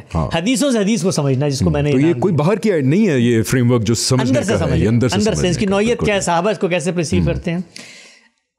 روایت تو بتائیں نا. اور یہ روایت ہے، اس روایت سے ہی، یعنی یہ روایت اصل میں پیش کی جاتی ہے بالعموم حجیت حدیث کے باب میں کہ حدیث دین کا سورس ہے. یہ روایت ہی یہ بتا دے گی کہ حدیث کا کیا مقام ہے، حدیث کو سمجھنے میں کیا مشکلات پیش آتی ہیں، اور حدیث کو کیوں رسول اللہ صلی اللہ علیہ وسلم نے بطور سورس انیشیٹ نہیں. یہ بڑا امپورٹنٹ ٹیسٹ کیس ہے. لیکن مشہور روایت ہے، خیبر کے موقع پہ لوگ کہتے ہیں کہ رسول اللہ نے فرمایا ان قریب ایسا زمانہ آئے گا، لوگ تکیے لگا کے بیٹھے ہوں گے لیزی ہو کر اور اپنی زندگی میں مگن، اور ان کے سامنے جب میری کوئی بات پیش کی جائے گی تو کہیں گے بھائی ہمارے لیے تو قرآن ہی کافی ہے. تو ان کو یہ بتا دو کہ جس طریقے سے قرآن ہے اس طریقے سے میری ہدایات ہیں، میرے اوامر اور نواہی. رک کے چلنا ہے. یہ بڑا امپورٹنٹ معاملہ آ گیا. حدیث ہمارے طرف ایک پہنچی جس کے اندر بیان کیا گیا کہ ان قریب میری امت میں ایسے لوگ آئیں گے جو تکیے لگا کے بیٹھے ہوں گے اور میری حدیث ان تک پہنچے گی اور اس کو ریجیکٹ کریں گے اور کہیں گے جی ہمارے لیے تو قرآن ہی کافی ہے. یہاں تک ہم آ گئے. یہاں تک اس حدیث کو اگر آپ باندھ لیں تو صحابہ کی باتوں کو ایک طرف رکھ لیں، لیکن ہماری ساری باتیں غلط ہو جاتی ہیں. بالکل. ان باتوں کو پھر ہم اس کی روشنی میں توجیہ کریں گے. ہم کہیں گے لوگوں نے شاید غلط نقل کر دی ہیں، اصل میں بات وہی تھی جس میں ان سے بھی شاید غلطی ہو گئی ہے، ہم تک پہنچنے میں غلطی. اس کو میں ایک اور طرح ڈالتا ہوں. سوری، ہم آج کی ایپیسوڈ تھوڑی ایکسٹینڈڈ ہوگی 20 منٹ. اب اگر میں اس کو دیکھوں، روایت کو بالکل علیحدہ کر کے دیکھوں، یعنی کہ اس کو میں ہٹا دوں کانٹیکسٹ سے بھی، یہ بات کب کہی گئی تھی، کہاں کہی گئی تھی، کس کو کہی گئی تھی آپ صلی اللہ علیہ وسلم کی طرف سے، میں اس کو چھوڑ دوں تو بہت کلیئر ہے. یعنی کہ میں اس کو مان لوں گا پہلے کہ حدیث سورس ہے، اور اس روایت کی روشنی میں پھر میں جاؤں گا واپس اور کہوں گا کہ یار یہ سورس ہے دین کا، آپ لوگ غلط ہیں. جی ٹھیک ہے، بالکل نیچرل بات ہے. ٹھیک ہے. اب وہ جو روایت ہمارے سامنے آئی تو ہم نے کیا کیا، جو ہم دنیا کے اندر کوئی بھی روایت سامنے آتی ہے اس کے بارے میں کرتے ہیں. اس کی تمام رپورٹنگز کو جمع کیا, اس کے موقع محل کو دیکھا, اس کی آڈینس کو دیکھا, اس کے اطلاقات کو دیکھا, اور اس موقع پہ پوری گفتگو کیا ہوئی تھی, کیا باقی صحابہ نے نقل کی. جب اس کو جمع کیا تو واقعہ کیا ہے؟ واقعہ یہ ہے کہ رسول اللہ صلی اللہ علیہ وسلم جی اب آپ کیا بتانے لگے ہیں؟ I'm sorry, this has to be spoon-fed to people. I'm really sorry. اب آپ یہ بتا رہے ہیں کہ یہی روایت جب آپ نے, کیونکہ آج کل ٹیکنالوجی بھی بہت آگے چلی گئی ہے, انٹرنیٹ موجود ہے, جب تمام اس پرٹیکولر روایتوں کی باقی ویریشنز جمع کی تمام کتابوں سے, تو جو پوری روایت آئی وہ کیا ہے, کب کہی گئی, کس کو کہی گئی اور کیوں کہی گئی, اب آپ ایکسپلین کریں گے جس سے ایک دم مفہوم ہی بدل جائے گا اس کا. تو وہ روایت یوں ہے کہ جس وقت خیبر میں پہنچے رسول اللہ صلی اللہ علیہ وسلم تو خیبر کا سردار باہر نکلا. یہ حدیث کی کتابیں بتاتی ہیں. اور خیبر کے سردار نے یہ کہا کہ آ گئے ہو تم لوگ ہمیں مارنے کے لیے, ہماری عورتوں کو گھروں سے اٹھانے کے لیے, ہمارے بچوں کو لے جانے کے لیے, ہمارے درختوں کو جلانے کے لیے, ہمارے گھروں کی چادر اور چار دیواری کو پامال کیونکہ جنگ کا موقع تھا نا, جنگ کا موقع ہے, تم لوگ یہ کرو گے. تو رسول اللہ صلی اللہ علیہ وسلم نے یہ الفاظ سنے تو آپ کے چہرے کا رنگ تبدیل ہو گیا. تھوڑی تفصیل سے میں بات کروں گا. چہرے کا رنگ تبدیل ہو گیا. آپ نے تمام صحابہ کو جمع کیا اور کہا نماز پڑھو. ماشاءاللہ نماز پڑھی. نماز پڑھنے کے بعد آپ نے خطبہ ارشاد فرمایا سب کے سامنے. سب کے سامنے خطبے میں آپ صلی اللہ علیہ وسلم نے فرمایا کہ بھائی جنگ کا موقع ہے, غزوہ خیبر, تم لوگ یہاں آئے ہوئے ہو. اس موقع پر یہ ایک الزام ہے جو سامنے آ گیا ہے کہ ہم لوگ یہ کر سکتے ہیں. یہ دیکھا تم لوگوں نے اس نے کیا کہا ہے ہمارے بارے میں. میں تمہیں یہ کہتا ہوں کہ کسی اہل کتاب کے گھر میں داخل نہ ہونا, کسی چادر اور چار دیواری کے تقدس کو پامال نہ کرنا, کسی کے راشن غلے کو ہاتھ نہیں لگانا, اور کسی شخص کے ساتھ زیادتی نہ کرنا. ٹھیک ہو گیا. اور پھر رسول اللہ صلی اللہ علیہ وسلم نے بطور تنبیہ یہ فرمایا کہ میں دیکھ رہا ہوں جنگ کا موقع ہے, جنگ کا موقع ہے, لوگ لڑ رہے ہیں, لڑیں گے, جیتیں گے, مال غنیمت بھی ہاتھ آئے گا. اس موقع پر مسلمانوں سے اس سے پہلے عہد کے موقع پر غلطی بھی ہو چکی ہے جس کو قرآن مجید نے موضوع بنایا ہے. اس پس منظر میں رسول اللہ صلی اللہ علیہ وسلم ان کو یہ کہہ رہے ہیں, یہ روایت کے الفاظ ہیں کہ میں یہ دیکھ رہا ہوں کہ کچھ لوگ ایسا نہ ہو کہ یہ کام کر گزریں اور اس مال غنیمت کے اوپر بیٹھے ہوئے ہوں, اور کوئی دوسرا آ کر ان کو یہ بتائے کہ رسول اللہ نے تو اس بارے سے منع کیا تھا تمہیں, تو آگے سے کہیں کہ بھئی قرآن میں کہاں لکھا ہوا ہے. تو میں ان کو یہ بتاتا ہوں کہ میں محمد اللہ کا رسول تمہارے درمیان کھڑا ہوا ہوں, میری اطاعت تم پر لازم ہے, میرے فیصلوں کے آگے سر تسلیم خم کرنا تم پر لازم ہے. میں جس معاملے میں نزاع ہو جائے, فیصلہ غلط بھی کر دوں تو دل میں تنگی بھی نہیں محسوس کرنی. میں اللہ کا رسول ہوں, بیچ میں کھڑا ہوا ہوں, میرا ہر حکم ہر بات وہ خدا کی طرف سے, اس کو ماننا ہے. تو کوئی شخص عذر لے کر میرے پاس نہ آئے کہ بھائی یہ تو اللہ کے رسول کی ہدایت ہم تک نہیں, ہمارے پاس تو قرآن ہی ہے. ابھی تک آپ اپنے الفاظ نہیں بول رہے, وہ روایت کے الفاظ. اس روایت پہ میں نے تفصیلی طور پہ ایک الگ سے ویڈیو بھی بنائی ہے, اس کو آپ دیکھ سکتے ہیں, تمام طور کا استقصاء کیا ہے. تو روایت آخر میں یہ کہتی ہے کہ میری ہر ہدایت, ہر حکم ایسے ہی ہے جیسے قرآن مجید ہے. گویا روایت نے وہ بات بیان کی جو 7 قسطوں سے ہم یہاں بیان کر رہے ہیں کہ دین کا تنہا ماخذ کون ہے؟ محمد رسول اللہ صلی اللہ علیہ وسلم کی ذات والا صفات. اب یہاں آئیے اس کو ڈیکوڈ کیجیے. اس میں سے جو مطلب آپ نے بیان کیا یا کسی اور نے نکالا وہ یہ ہے کہ رسول اللہ کی نسبت سے اگر مجھے کوئی تیسرا آدمی کوئی بات بیان کر دے, اور رسول اللہ کہتے ہیں کہ جنگ کے موقع پہ میں ہدایت کر رہا ہوں کہ یہ کام نہیں کرنا, اور کسی نے انکار کیا اور یہ کہہ دیا کہ بات مجھ تک نہیں پہنچی, تو میں بتا رہا ہوں قرآن کی طرح ہے. ان دو میں کتنا بڑا فرق ہے. ایک سیکنڈ, بڑا نازک موقع ہے. جی ٹھیک ہے, یہ ذرا آڈینس کو بھی دیتے ہیں 5 سیکنڈ سمجھنے کے لیے. یہ اس لیے بہت امپورٹنٹ ہے. ایک نقطہ اور کہہ دوں, نازک مطلب یہ جو بات کہی رسول اللہ نے باریک, یعنی یہ جو بات ہے یہ آپ اپنی اطاعت کے حوالے سے لوگوں کو یہ بتا رہے ہیں, میری اطاعت. تو ان کے درمیان کھڑے ہو کے زندہ موجود ہیں, کہہ رہے ہیں میں جو کہہ رہا ہوں سن لو یہ, کیونکہ اس اطاعت کا پابند کس نے کیا ہے؟ اللہ تعالیٰ نے کیا. میں بات کو آگے بڑھاتا ہوں. میں یہ کہتا ہوں کہ اس روایت میں جو بات بیان ہوئی ہے اس کو ایسے مان لیں جیسے لوگ پرسیو کرتے ہیں کہ کبھی بھی میری نسبت سے کوئی بات کرے تو لوگ اس کو اگنور کریں گے اور کہیں گے ہم نے قرآن میں کہاں دیکھا, let's for the sake of argument agree کہ یہ واقعی چلیں ابدی ایک بات مان لیا ٹھیک. ایک منٹ کے لیے ہم اس کو تسلیم کر لیتے ہیں کہ رسول اللہ صلی اللہ علیہ وسلم نے یعنی مجھ تک رسول اللہ کی ایک بات پہنچی اور میں مطمئن ہو گیا علمی طور پر عقلی طور پر کہ یہ رسول اللہ صلی اللہ علیہ وسلم کی ہی بات ہے. آپ نے فرمائی تھی, علمی طور پہ مطمئن ہوگا نا. میرے اطمینان تو یہ ہوتا ہے دنیا میں, بھائی میں نے صحابہ کو دیکھ لیا, میں نے سند کو دیکھ لی, میں نے راوی کا حافظہ دیکھ لیا, میں نے اس کی عدالت دیکھ لی, میں نے اس کی ثقافت دیکھ لی, کوئی شذوذ علل نہیں ہے روایت میں مطمئن ہو گیا. تو اب میں آپ سے یہ کہوں گا کہ رسول اللہ صلی اللہ علیہ وسلم کی وہ روایت آپ تک پہنچے اور آپ مطمئن ہو جائیں اس بات پہ کہ اللہ کے رسول کی بات ہے اور آپ اس کو اٹھا کے پھینک دیں, تو جو وعید اس روایت میں ان لوگوں کے لیے سنائی گئی آپ کے لیے بھی ہے. ویری امپورٹنٹ پوائنٹ سلیس اردو میں کہ اس روایت کو اس طرح ہی مان کے آج بھی یہ بات بالکل ٹھیک ہے کہ آپ صلی اللہ علیہ وسلم سے کوئی بات نسبت کی گئی, آپ صلی اللہ علیہ وسلم کی نسبت ہوئی بات پہ اوپر میں علمی طور پہ مطمئن ہو گیا کہ آپ صلی اللہ علیہ وآلہ وسلم کے الفاظ واقعی ہیں, اور پھر میں نے اس کو مسترد کر دیا. سمجھنے میں غلطی نہیں, میں نے کہا جی میں نہیں مانتا, تو آج بھی وہی بات اطلاق ہوگی. کیوں کہ آپ نے خدا کی بات کر, جب ہم نے کہا کہ یہ دین کا سورس نہیں ہے تو پھر کیوں ہوگی. ہاں, اب مسئلہ یہ ہے کہ کیا پھر دین کا سورس کیوں نہیں ہے, یہ سوال ہے نا کہ آپ نے تو بھائی حسن صاحب ایک طرف سے جو ہے یہ کہہ دیا کہ دین کا سورس نہیں ہے, اور دوسری طرف سے یہ کہہ دیا کہ اگر اطمینان ہو جاتا ہے رسول اللہ کی بات ہے تو اطاعت بھی لازم ہے, تو پھر سورس بھی تو مانو.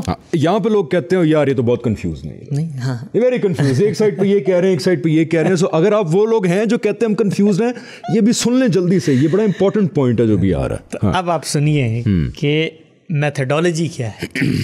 میتھڈالوجی یہ ہے کہ دین اللہ کے رسول نے ہمیں قرآن اور سنت کی صورت میں دیا ہے, محفوظ ہے, اجماع تواتر سے مجھ تک پہنچ گیا. دین نے ہمیں یہ بتایا ہے کہ تم نے پیغمبر کی اطاعت کرنی ہے.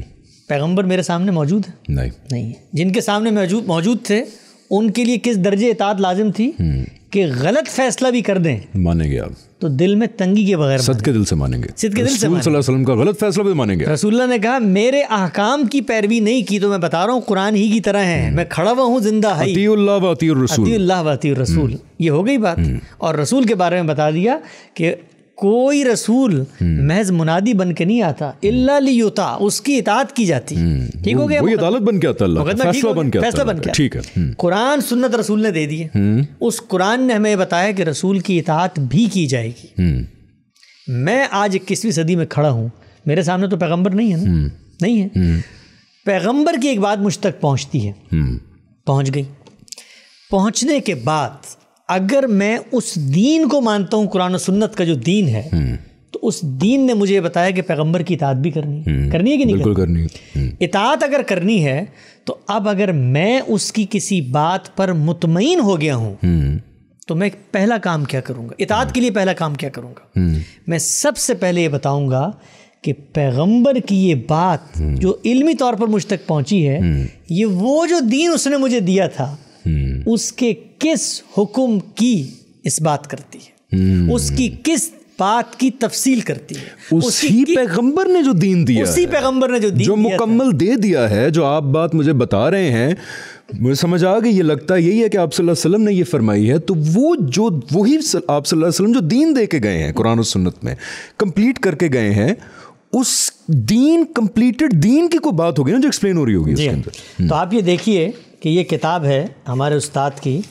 اس میں انہوں نے جو بات لکھی ہے, یعنی وہ بات کیا ہے, وہ بات یہ ہے کہ دین اللہ کی وہ ہدایت ہے جو اس نے انسان کی فطرت میں الہام فرمائی, اور اس کے بعد اس کی تمام ضروری تفصیلات کے ساتھ اپنے پیغمبروں کی وساطت سے انسان کو دی.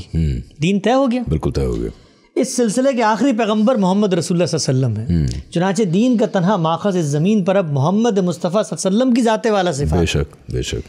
یہ صرف انہی کی ہستی ہے کہ جس سے قیامت تک بنی آدم کو ان کے پروردگار کی ہدایت میسر ہو سکتی ہے, اور یہ صرف انہی کا مقام ہے کہ وہ اپنے قول و فعل اور تقریر و تصویب سے جس چیز کو دین قرار دیں وہی رہتی دنیا تک دین ہے. اور پھر رسول اللہ صلی اللہ علیہ وسلم نے یہ دین آپ کے صحابہ کے اجماع اور قولی و عملی تواتر سے 2 صورتوں میں ہم تک پہنچایا, اور وہ کیا ہے؟ قرآن و سنت. قرآن و سنت. ادھر آسان الفاظ میں ایک ایکسپلینیشن کر دوں تاکہ لوگوں کو سمجھ آئے. ہم ابھی تک یہ کہہ رہے ہیں کہ آپ صلی اللہ علیہ وسلم دین کے تنہا ماخذ ہیں اس سرزمین میں، قیامت تک آپ اللہ کے آخری نبی اور رسول صلی اللہ علیہ وسلم ہیں، ٹھیک ہے. آپ کا انیشیٹو کیا تھا جب آپ نے بتایا کہ میں دین دے کے جا رہا ہوں؟ ٹھیک ہے، آپ کا انیشیٹو تھا قرآن. مطلب قرآن انیشیٹو سے مطلب یہ ہے کہ قرآن ہم یہ تو نہیں کہتے نا کہ ان صحابی سے ہمیں قرآن پہنچا یا 15 صحابیہ سے قرآن پہنچا یا 100 سے پہنچا. قرآن ہے ہمارے پاس، وہ آپ صلی اللہ علیہ وسلم نے دیا، پوری جنریشن کو منتقل کیا، عمل کروایا اگلی جنریشن تک. اسی طرح پریکٹس سنت آپ نے دی.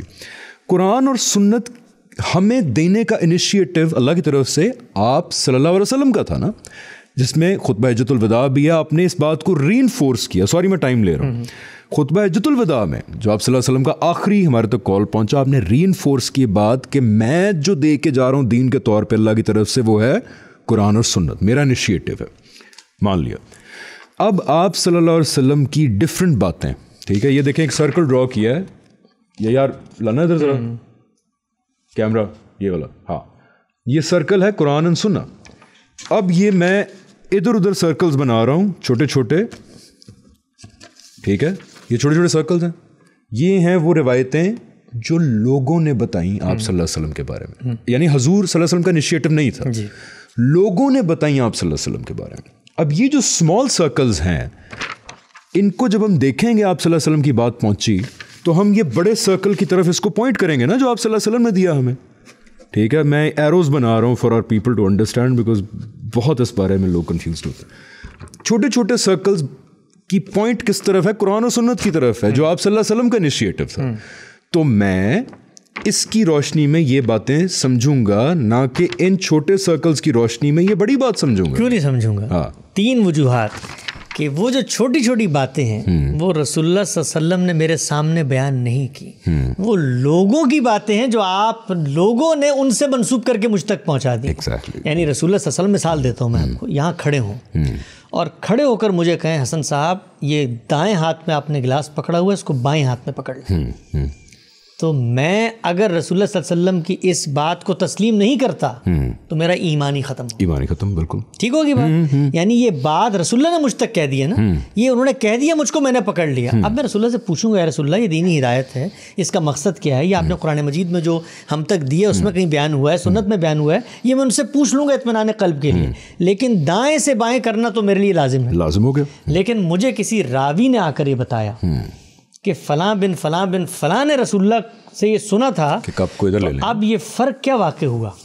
فرق یہ واقع ہوا کہ جب تک میرا علمی اور عقلی اطمینان نہیں ہوگا یہ کپ یہاں سے یہاں نہیں آ سکتا، بیکاز انیشیٹو آپ صلی اللہ علیہ وسلم کا نہیں. اب اگلی بات سنیں، میرا علمی اور عقلی اطمینان ہو جاتا ہے کہ ہاں رسول اللہ نے بات کہی تھی کہ 21ویں صدی میں ایک صاحب کرسی پہ بیٹھے ہوں گے، کب دائیں ہاتھ میں پکڑا ہوگا، ان کو کہنا بائیں ہاتھ میں پکڑ لو. اطمینان ہو گیا. اب اطمینان کے بعد اگر میں نہیں مانتا تو میں کیا کرتا ہوں؟ تو میں ان کو رسول کی حیثیت سے تسلیم ہی نہیں کرتا. اب آتے ہیں خلاصے کی طرف. روایتیں، حدیثیں یہ ہیں کیا؟ ہم نے دیکھا صحابہ کیسے پرسیو کرتے ہیں، ہم نے دیکھا رسول اللہ صلی اللہ علیہ وسلم خود ان کے بارے میں کیا کہتے ہیں، ہم نے دیکھا حقائق کی دنیا میں کیا کھڑے ہوئے. رسول اللہ صلی اللہ علیہ وسلم نے دین 2 ذریعوں سے ہمیں دیے، قرآن و سنت. یہ جو باتیں ہیں ہزاروں کی تعداد میں موجود ہیں، ان میں 20 باتیں ہیں جو سری جھوٹ ہیں. یہ میں نہیں کہتا، محدثین کہتے ہیں. انہوں نے ان لوگوں کو پکڑا جو رسول اللہ کی نسبت سے جھوٹی باتیں. امام بخاری نے کتنی روایتیں اکٹھی کی تھیں؟ 20 تو لاکھوں کی تعداد میں تھیں، اور چند ہزار میں 6-7 ہزار روایتیں، چند ہزار روایتیں ہیں جن کے بارے میں کہا. تو اس کا مطلب کیا ہوا؟ اس کا مطلب یہ کہ لوگوں نے رسول اللہ کی نسبت سے باتیں بیان کی. فطری عمل تھا، لوگ بیان کرنا چاہتے تھے، بیان کر دی. دین کا سورس اور ماخذ نہیں تھا. اگر ماخذ ہوتا تو رسول اللہ صلی اللہ علیہ وسلم اس کے لیے وہی اہتمام فرماتے جو قرآن و سنت کے لیے کیا. رسول اللہ صلی اللہ علیہ وسلم خود اس کو انیشیٹ کرتے جو قرآن و سنت کے لیے کیا. رسول اللہ صلی اللہ علیہ وسلم خود پابند کرتے لوگوں کو جو قرآن و سنت کے لیے کیا. پھر یہ رسول اللہ کے الفاظ میں آتی، یہ رسول اللہ کے الفاظ سے باہر نہیں جا سکتی تھی. کیا آپ نے سنا کہ سیدنا عثمان کے قرآن میں ان کی اپنی انڈرسٹینڈنگ تھی؟ سیدنا عمر کے قرآن میں ان کی اپنی انڈرسٹینڈنگ، وہی الفاظ تھے. یا مغیرہ بن شعبہ نے جو سنت پرسیو کی اس میں ان کی نماز مختلف تھی، اپنے الفاظ میں انہوں نے بیان کر دی. نہیں ہوا، یہ لوگوں نے بیان کی. ہسٹوریکل ریکارڈ ہے. یہ ہسٹوریکل ریکارڈ ہماری آنکھوں کی ٹھنڈک، ہماری آنکھوں کی ایسی ٹھنڈک کہ میں آپ کو ایمان سے بتاتا ہوں کہ ہم حدیث پہ کام کر رہے ہیں. اب تک ہم نے 25,000 روایتوں پر کام کیا غامدی صاحب کے تحت ان کے اس پروجیکٹ میں. ایک روایت میں آپ کو کہتا ہوں قسم کھا کر، ایک روایت ابھی تک جتنا ہم نے کام کیا ہے 20 روایتیں ہیں جو علماء کی رد ہو جاتی ہیں، ہمارے یہاں مقابل قبول ہیں، کیونکہ ان کو سمجھنے کا زاویہ جو ہے. یہ کتاب ہے غامدی صاحب کی میزان، اس کے اندر انہوں نے بیان کیا کہ دین کے 2 سورسز ہیں، قرآن اور سنت، لیکن اس کتاب میں 1200 سے زیادہ حدیثیں ہیں. کیوں؟ Guiding principle. اس لیے کہ جو دین ہم نے سمجھا ہے اس کی نسبت سے اگر کوئی بات ہم تک پہنچتی ہے اور ہم اس کی صحت پر مطمئن ہو جاتے ہیں تو رسول اللہ صلی اللہ علیہ وسلم کی اس بات کے آگے، غامدی صاحب نے اس کتاب میں لکھا کہ سر تسلیم خم، تو پھر اب آرگومنٹ کا فریم کیا ہوگا؟ فریم یہ ہوگا کہ ہر بات جو رسول اللہ کی نسبت سے بیان ہوگی پہلے اس کو علم اور عقل کی بساط پہ پورا اترنا ہے، ٹیکنیکلٹیز کی بساط پہ، اسی سائنس کے بساط پہ جو محدثین نے بنائی ہے کہ بھائی یہ بات جس آدمی نے کہی ہے، جس سے سنی ہے، وہ دونوں ایک موقع پہ موجود بھی تھے، یہ اس نے بتائی ہے کوئی لپاٹیا تو نہیں تھا، یہ اس نے بتائی ہے اس کو باتیں یاد بھی رہتی تھیں، وہ دیانتدار آدمی، انہی کے اصولوں پہ کرنے کے بعد اب ہم یہ دیکھیں گے کہ یہ جو باتیں بیان ہوئی ہیں ان میں دین جو اصل میں موجود ہے، جو قرآن اور سنت میں موجود ہے، ان کی کون سی باتیں بیان، اور جب ہمیں کون سی ایکسپلینیشن ہوئی ہے یہاں پہ، جب ہمیں اطمینان ہو جائے گا کہ دین کی ہی ایک بات کی ایکسپلینیشن ہوئی ہے تو پھر ہمارے لیے اس کی حیثیت ایسے ہی ہے جیسے کہ دین کے وہ سورسز جو ہمیں اللہ نے دیے تھے قرآن و سنت کی صورت میں، وہی صورت. کیوں؟ اس لیے کہ پھر یہ قرآن و سنت سے الگ کوئی چیز ہی نہیں ہے. میں اس کی ایک بڑی خوبصورت مثال مجھے جو سمجھ آئی تھی نا، وہ ہے رجم کی سزا کی، کہ حدیث میں آتا ہے کہ رجم کی سزا آپ صلی اللہ علیہ وسلم نے ایک کیس کے موقع پہ دی. اب دیکھیں نا، اس سے بھی ایک، اس کے بعد ہم آہستہ آہستہ کنکلوژن کی طرف جائیں گے، اس سے بھی ہدایت ملتی ہے کہ حدیث کو کس نظر سے دیکھنا چاہیے. کہ آپ صلی اللہ علیہ وسلم کسی کیس کا فیصلہ کر رہے ہیں، کوئی انسان کھڑا ہوا ہے اور وہ سن رہا ہے، اس نے آگے جا کے روایت کر دیا کہ آپ صلی اللہ علیہ وسلم زنا کا، بدکاری کا کیس سن رہے تھے، تو آپ نے ایک سوال پوچھا. حضور صلی اللہ علیہ وسلم نے کئی سوالات پوچھے ہوں گے، عدالت لگی ہوئی ہے کہ شادی کے بارے میں، تو اس نے کہا جی میں شادی شدہ ہوں، تو آپ صلی اللہ علیہ وسلم نے اس کو رجم کی سزا دی. یہی آتا نا ہماری طرف، دیکھ کے لگتا ہے کہ اچھا ٹھیک ہے یار، بات بھی صحیح ہے، لیکن قرآن تو کہہ رہا ہے کہ کوڑے ماریں زانی مرد و زانی عورت کو. تو اب ایسے لگتا ہے کہ زانی مرد و زانی عورت اگر غیر شادی شدہ ہیں تو لگتا ہے کہ کوڑے مارے، اور اگر شادی شدہ ہیں تو رجم کرنا. ٹھیک ہے، لیکن میں اپنا بتا رہا ہوں کہ زاویہ کیسے چینج ہوتا ہے. جب آپ زاویہ چینج کرتے ہیں، کہتے ہیں کہ یار ایک سیکنڈ، یہ روایت آئی ہے کہ مطلب ہے کوئی نہ کوئی وہاں کھڑا ہوا تھا عدالت کے باہر، اس نے سنی آپ صلی اللہ علیہ وسلم کی کارروائی اور اس نے کچھ حصہ بیان کر دیا، یعنی کہ پورے کیس کا ایک چھوٹا سا حصہ ہے. آئیں قرآن کی طرف واپس چلتے ہیں، آئیں سنت کی طرف جاتے ہیں اور دیکھتے ہیں کہ آپ صلی اللہ علیہ وسلم نے کیوں یہ کیا کہ زانی کو کوڑے کی سزا بھی دی اور زانی کو رجم کی سزا بھی دی. کیا فرق واحد شادی کا فرق ہے؟ تو قرآن میں کیوں نہیں آیا کہ اگر زانی مرد ہو زانی عورت ہو غیر شادی شدہ ہو تو کوڑے مارو ان کو؟ کچھ اپنی تسکین کے لیے عقلی اور علمی. جب گیا اسی روایت کا پورا حصہ وہی دیکھا، ادھر کی دیکھی ادھر کی دیکھی، جمع کر کے دیکھا، پتہ ہی لگا کہ آپ صلی اللہ علیہ وسلم نے پوری کارروائی میں رجم کی سزا فساد فی الارض کی کیٹیگری میں دی تھی. یعنی وہ بات جب آپ قرآن کی روشنی میں سمجھی تو وہ روایت جو آپ کو پہلے لگ رہی تھی کہ دین کی ایک انڈیپینڈنٹ ہدایت ہے جو کہ ہو نہیں سکتی، اس کو ہونے کے لیے اس کو رسول اللہ کو انیشیٹ کرنا چاہیے کہ اگر شادی شدہ مرد ہوں عورتیں ہوں تو رجم کرو ان کو. تو اب میں یہ نہیں ہے. ان طلبہ کو یہ کہتا ہوں کہ آپ دیکھیں یہ ایک میتھڈالوجی، اس میتھڈالوجی کو آپ ایک طرف رکھ دیں، اور ایک دوسری میتھڈالوجی ہے. وہ میتھڈالوجی یہ ہے کہ رسول اللہ صلی اللہ علیہ وسلم نے کچھ دین دیا قرآن میں، کچھ دین دیا سنت میں، اور کچھ دین لوگوں کی ثوابدید پہ چھوڑ دیا، ایک کو بتا کر، دو کو بتا کر. ان لوگوں میں سے 10 لوگوں کا میں نے رویہ یہ بتایا کہ بعض ڈر کے مارے یہ بیان نہیں کرنا چاہ رہے کہ غلط بات نہ ہو جائے، بعض بالکل ہی بیان نہیں کر رہے، بعض نے کسی موقع پہ بیان کر دیا. تو دین کا وہ حصہ جو قیامت تک انسانوں کے لیے لازم وہ لوگوں پہ کیسے چھوڑ سکتے ہیں؟ جب ایک اچھا کوئی شخص یہ کہہ سکتا ہے کہ بھائی چلو کوئی مجبوری ہو گئی ہو، کوئی لوگ نہ ملے ہوں، کوئی کتاب مرتب نہ ہوئی ہو، کوئی اجماع ایمرجنسی میں کہہ دیا ہو، کوئی احکام جو ہے، کوئی اجماع تواتر کا سلسلہ نہ ہو، تو ٹھیک ہے، خبر واحد سے دین اخذ کر لیتے ہیں. ایک طرف رسول اللہ صلی اللہ علیہ وسلم ایک پورا اہتمام وہاں دین کے بارے میں کر رہے ہیں. آپ ذرا اس بات کو کسی غیر مسلم کے سامنے لے کر جائیں. ہم مسلمان تو چونکہ تعصب کی چلو let's play the other side. Okay, میں اب ایک مسلمان ہوں جو کہتا ہوں آپ غیر مسلم ہیں، ٹھیک ہے. آپ ویسے یہ بھی کہہ سکتے تھے کہ آپ غیر مسلم. نہیں, میں یہ چانس لینا نہیں چاہتا. ایسی مثالوں میں ہر دفعہ غیر مسلم آپ ہوں گے. ٹھیک ہے, میں آپ سے کہتا ہوں کہ جی دیکھیں, آپ صلی اللہ علیہ وسلم اللہ تعالیٰ کے آخری نبی اور رسول ہیں. انہوں نے آخری دفعہ آ کے بتایا کہ اللہ تعالیٰ اس کائنات کے بنانے والے, آپ کے بنانے والے, میرے بنانے والے ہم سے کیا چاہتے ہیں. ٹھیک ہے, تو آپ پوچھیں گے نا اچھا کیسے بتایا, میں کہوں گا دیکھیں جی ایک کتاب ہے قرآن, کہیں گے ویری گڈ, اور اس کے بعد سنت آپ نے کر کے دکھائی کہ پریکٹس کیسے کرنا ہے, اور یہ آپ نے باتیں خود بتائیں. پھر کچھ دین ہے جو دیکھیں نا, یہ تو کچھ دین ہو گیا. پھر کچھ دین کا پارٹ ہے جو احادیث کے اندر ہے, جو کہ بعد میں لوگوں نے آپ کی نسبت سے باتیں بتائیں, اور کچھ صحابہ نے, کچھ نے 30 بتائیں, کچھ نے ہزاروں بتائیں. اب میں پہلا سوال کر لوں غیر مسلم کی حیثیت سے, تو یہ بتائیے کہ جب تک وہ باتیں کسی کتاب میں نہیں لکھی گئی تھیں, امام بخاری یا مسند طیالسی, حدیث کی پہلی کتاب صحیفہ حمام بن منبہ ہے, ابو ہریرہ کے شاگردوں میں سے, اگرچہ اس کی نسبت ثابت نہیں ہوتی اس کتاب کی اس طرح, پہلی کتاب آگے چلیں دوسری صدی میں, تو وہ جب تک نہیں آئی تھی تو آپ کا دین کہاں تھا؟ دیکھیں اس وقت تک تو لوگوں کو پتہ تھا میموری میں, ٹھیک ہے, I am playing the other side, لیکن وہ میموری میں جو تھا وہ لوز بھی ہو سکتا تھا over a period of time. تو اللہ تعالیٰ نے کہا نا دین کی حفاظت میں کروں گا, اور قرآن کا مطلب یہ ہے کہ آپ صلی اللہ علیہ وسلم نے جو بھی کہا وہ دین ہے. تو اس لیے جو یہ روایتیں ہیں جو بعد میں بڑے بڑے لوگوں نے لکھی, کتابوں میں محفوظ کی, اس کی بھی یہ بھی دین ہے, تو اس کی بھی حفاظت کی قسم اللہ تعالیٰ نے خود کھائی ہوئی ہے.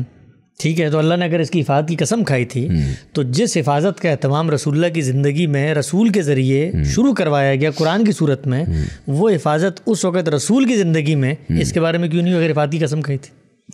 کیونکہ اللہ تعالیٰ نے باقیوں سے کروانی تھی. علمی طور پہ آپ مذہب کو ایکسپلور کرتے ہیں نا, تو یہ 2 سوالات ہیں, 2 سوالات. اس کے بعد آپ کا جو مذہب کے اوپر اعتماد ہے نا, میں مسلمان بن جاتا ہوں تھوڑی دیر کے لیے, آپ مجھے مسلمان عالم کی طرح یہ بات سمجھائیں کہ بھائی ایک بات تو زنا کے بارے میں قرآن میں بتا دی تھی اور دوسری وہاں بتا دی, تو میں تو آپ کا دامن نہیں چھوڑوں گا کہ بھائی یہ ایک آیت ہی بتانی تھی نا آگے, تو وہیں بتا دیتے. یہ کیوں کیا کہ ایک شخص کو بتا دی, اس نے اس کو بتائی, اس نے اس کو بتائی, 200 سال بعد امام بخاری نے کتاب میں لکھی, تو دین کی ہدایت مجھ تک پہنچ گئی. اور پہنچی کیسے کہ میں پوسٹ مارٹم کروں گا ان لوگوں کا, ان کے کردار کا, ان کے ایقان کا, ان کے حفظ کا, ان کے اتقان کا, میں دیکھوں گا کہ علمی عقلی طور پر یہ ہوتا ہے. اور دوسری طرف یعنی غیر شادی شدہ کے بارے میں آپ نے میرے اوپر کوئی ذمہ داری نہیں ڈالی, پورے معاشرے نے مجھے ہدایت پہنچا دی, اور شادی شدہ کے بارے میں آپ نے کہا کہ جاؤ, تو بھائی میں کہوں گا پریشانی کیا لاحق ہو گئی تھی. یعنی کیا وہ میڈیم موجود نہیں تھا؟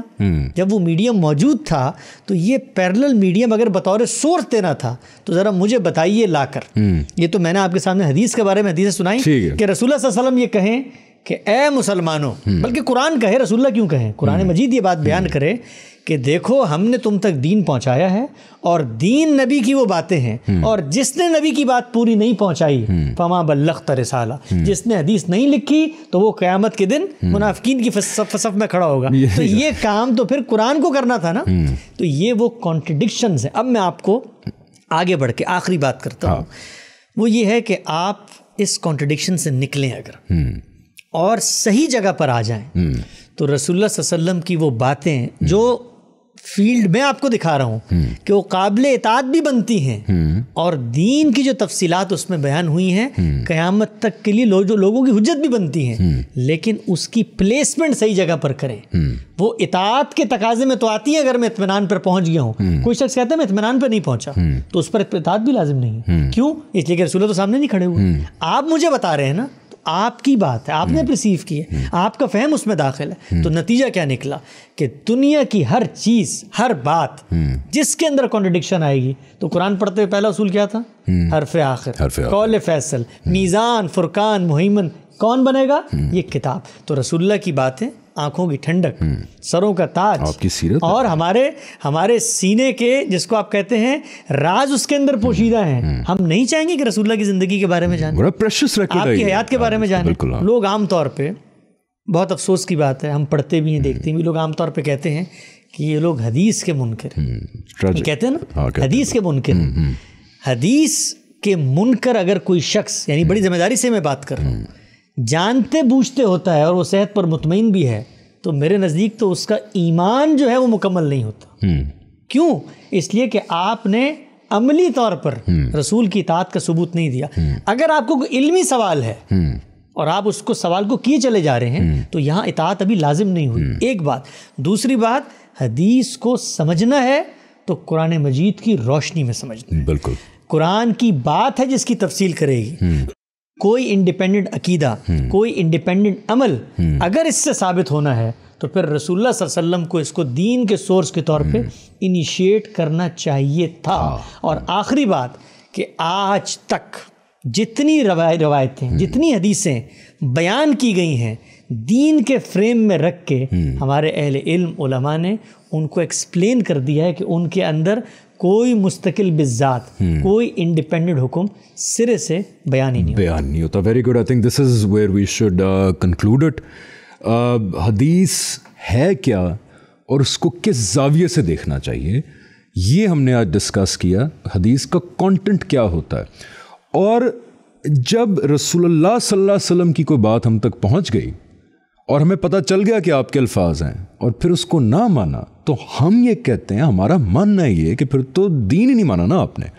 لیکن جو آپ صلی اللہ علیہ وسلم نے بات کہی وہ ہم تک پہنچی کیسے، وہ بات کس بارے میں تھی؟ جیسے رجم کی میں نے مثال دی کہ پتہ لگا کہ وہ شادی شدہ یا غیر شادی شدہ کی بات ہی نہیں تھی.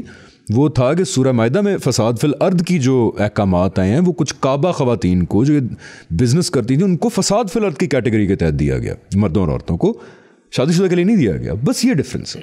بس گزارش بھی یہی ہے کہ حدیث مبارکہ صلی اللہ علیہ وسلم جو تاریخی ریکارڈ ہے، جو لوگوں نے بیان کیا ہے، اس کو کیسے سمجھیں، کیسے دیکھیں، یہ ہم نے آج آپ کو بتایا. اچھا، اس کے اوپر حسن بھائی کیونکہ ہم کنکلوژن کی طرف جا رہے ہیں اور بڑی امپورٹنٹ بات اب کہنے والی، اب یہ آئے گی بات اجماع کی، کہ بات آپ کی اگر ہم صحیح بھی مان لیں تو یہ اجماع کے خلاف ہے. اجماع اور قیاس ہوتا ہے اگلا والا. یہ دو اب سورسز رہ گئے ہیں، لیکن وی ہیو ٹو کنکلوڈ. دو جملے کہہ دیتے ہیں. ہاں، دو جملے کہہ دیں آپ اجماع اور قیاس کے اوپر. ہاں، نیکسٹ سیزن میں چلے تفصیل کر لیں گے اس کی. لیکن اجماع کے بارے میں ایک جملہ کہ جو اجماع آپ ہم سے منوانا چاہتے ہیں وہ دین کے سورس کے طور پہ نہیں، اس سورس کے کیریئر کے طور پہ تو ہم پہلی کس سے مان رہے ہیں. یعنی یہ کتاب میرے قابل التفات بنتی کب ہے کہ جب اجماع اور تواتر ہو. تو وہ سورس پہ لانا چاہ رہے ہیں نا مجھے، میں اس سے آگے بڑھاتا ہوں کہ سورس کا ثبوت اس کے ذریعے ہوتا ہے. یعنی آپ مجھ سے اجماع کو منوانا چاہ رہے ہیں کہ وہ دین کا سورس بنے. میں کہتا ہوں دین کے سورس کا سورس اجماع بنتا ہے. دین کے سورس کا سورس اجماع بنتا ہے، کیونکہ اجماع کے بغیر چیزیں ثابت نہیں ہوتی. لیکن اگر آپ اجماع کی تعریف بدل دیں، وہ نقل علم کی تعریف نہ رہے، وہ انسانی فہم کی تعریف بن جائے، تو اس کے لیے پھر آپ کو قرآن و سنت سے دلیل لے کر آنی ہے. اس کے لیے مجھے دلیل دینے کی کوئی ضرورت نہیں. وہ نقل علم کی کیا کہا آپ نے؟ نقل علم کی اصطلاح ہے. نقل علم کے ذریعے سے جو اجماع ہے، جو تواتر نقل علم کا ذریعہ، اس پہ تو میرا دین کھڑا ہوا ہے. ہم بالکل، لیکن آپ کہتے ہیں نہیں، وہ انسان کی انڈرسٹینڈنگ کا بھی ایک ذریعہ ہے اور سورس ہے دین کا. تو پھر میں کہوں گا ایک سیکنڈ، یہ کیا کہا آپ نے؟ میں نے صحیح نقل کی آپ کی بات، بالکل صحیح ہے. اینڈ کی طرف بڑھتے ہیں کہ this would be the end of this season, کیونکہ رمضان ختم ہو رہا ہے. ایم شور آپ لوگ عید کی تیاریاں کر رہے ہوں گے، ہم بھی اب فائنلی کریں گے عید کی تیاری. تو آپ سب کو میری طرف سے، حسن بھائی کی طرف سے، غامدی سینٹر کی طرف سے، غامدی صاحب سے، ہم سب کی طرف سے یہاں پہ بہت بہت عید مبارک ہو آپ کو. اور آئی ہوپ کہ اس رمضان میں ہماری اس کوشش سے تھوڑا سا سوال پوچھنے کا ایک ٹیمپرامنٹ بڑھے گا، ڈس ایگریمنٹ کو برداشت کرنے کا ٹیمپرامنٹ بڑھے گا ہمارے معاشرے میں، اور جو بات سے آپ اختلاف کرتے ہیں اس کو سمجھیں اور علم کی بنیاد پہ اس کو ٹیکل کریں. آپ بین کرنا، اریسٹ کرنا، قتل کرنا، مارنا، فساد کرنا، یہ جو ہیں باتیں اسلام کی تعلیمات کے خلاف ہیں. اور اب اگر ہم نے اس روش کو جاری رکھا کہ اس بات سمجھنی نہیں ہے، فساد کرنا ہے، مارنا ہے، صف بندیاں کرنی ہیں، فوجیں بنانی ہیں، آرماگیڈن کرنا ہے، تو پھر ہم اللہ تعالیٰ کے ہاں یہ بات قابل مواخذہ ہوگی. ہم سے سوال کیا جائے گا کہ تمہاری ذمہ داری تھی میرے پیغام کو سمجھ کے دنیا تک پہنچاؤ، تم نے جنگ وغیرہ کرنے کا بندوبست کر لیا، تم نے صف بندیاں کرنا شروع کر دیں کہ جنگ کریں گے ہم دنیا سے.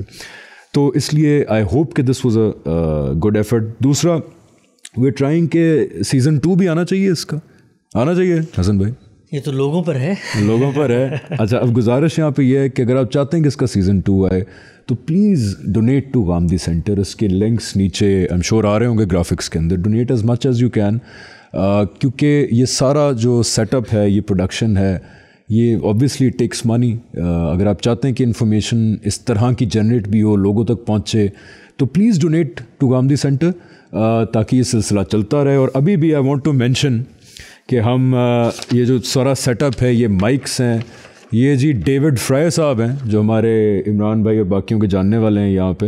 Thank you David Fry for giving us all this equipment. اس میں ان کی بہت ساری فری اکوپمنٹ بھی ہے جو انہوں نے اپنی طرف سے کیا کہتے ہیں ایک احسان کے طور پہ ہمیں دی. So thank you very much David Fry صاحب.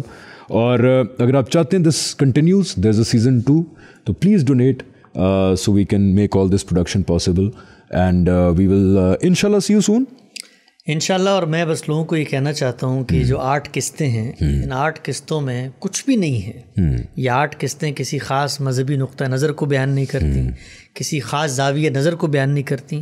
یہ علم کا سچا مسافر بنانے کی لوگوں کو ایک مہمیز دیتی.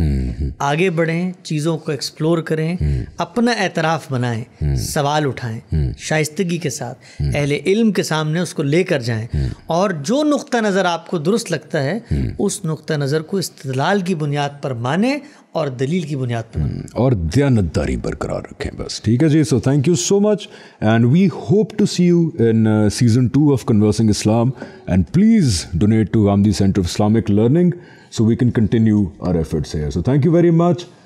Ramzan successful Mubarak and Eid Mubarak to all of you from us.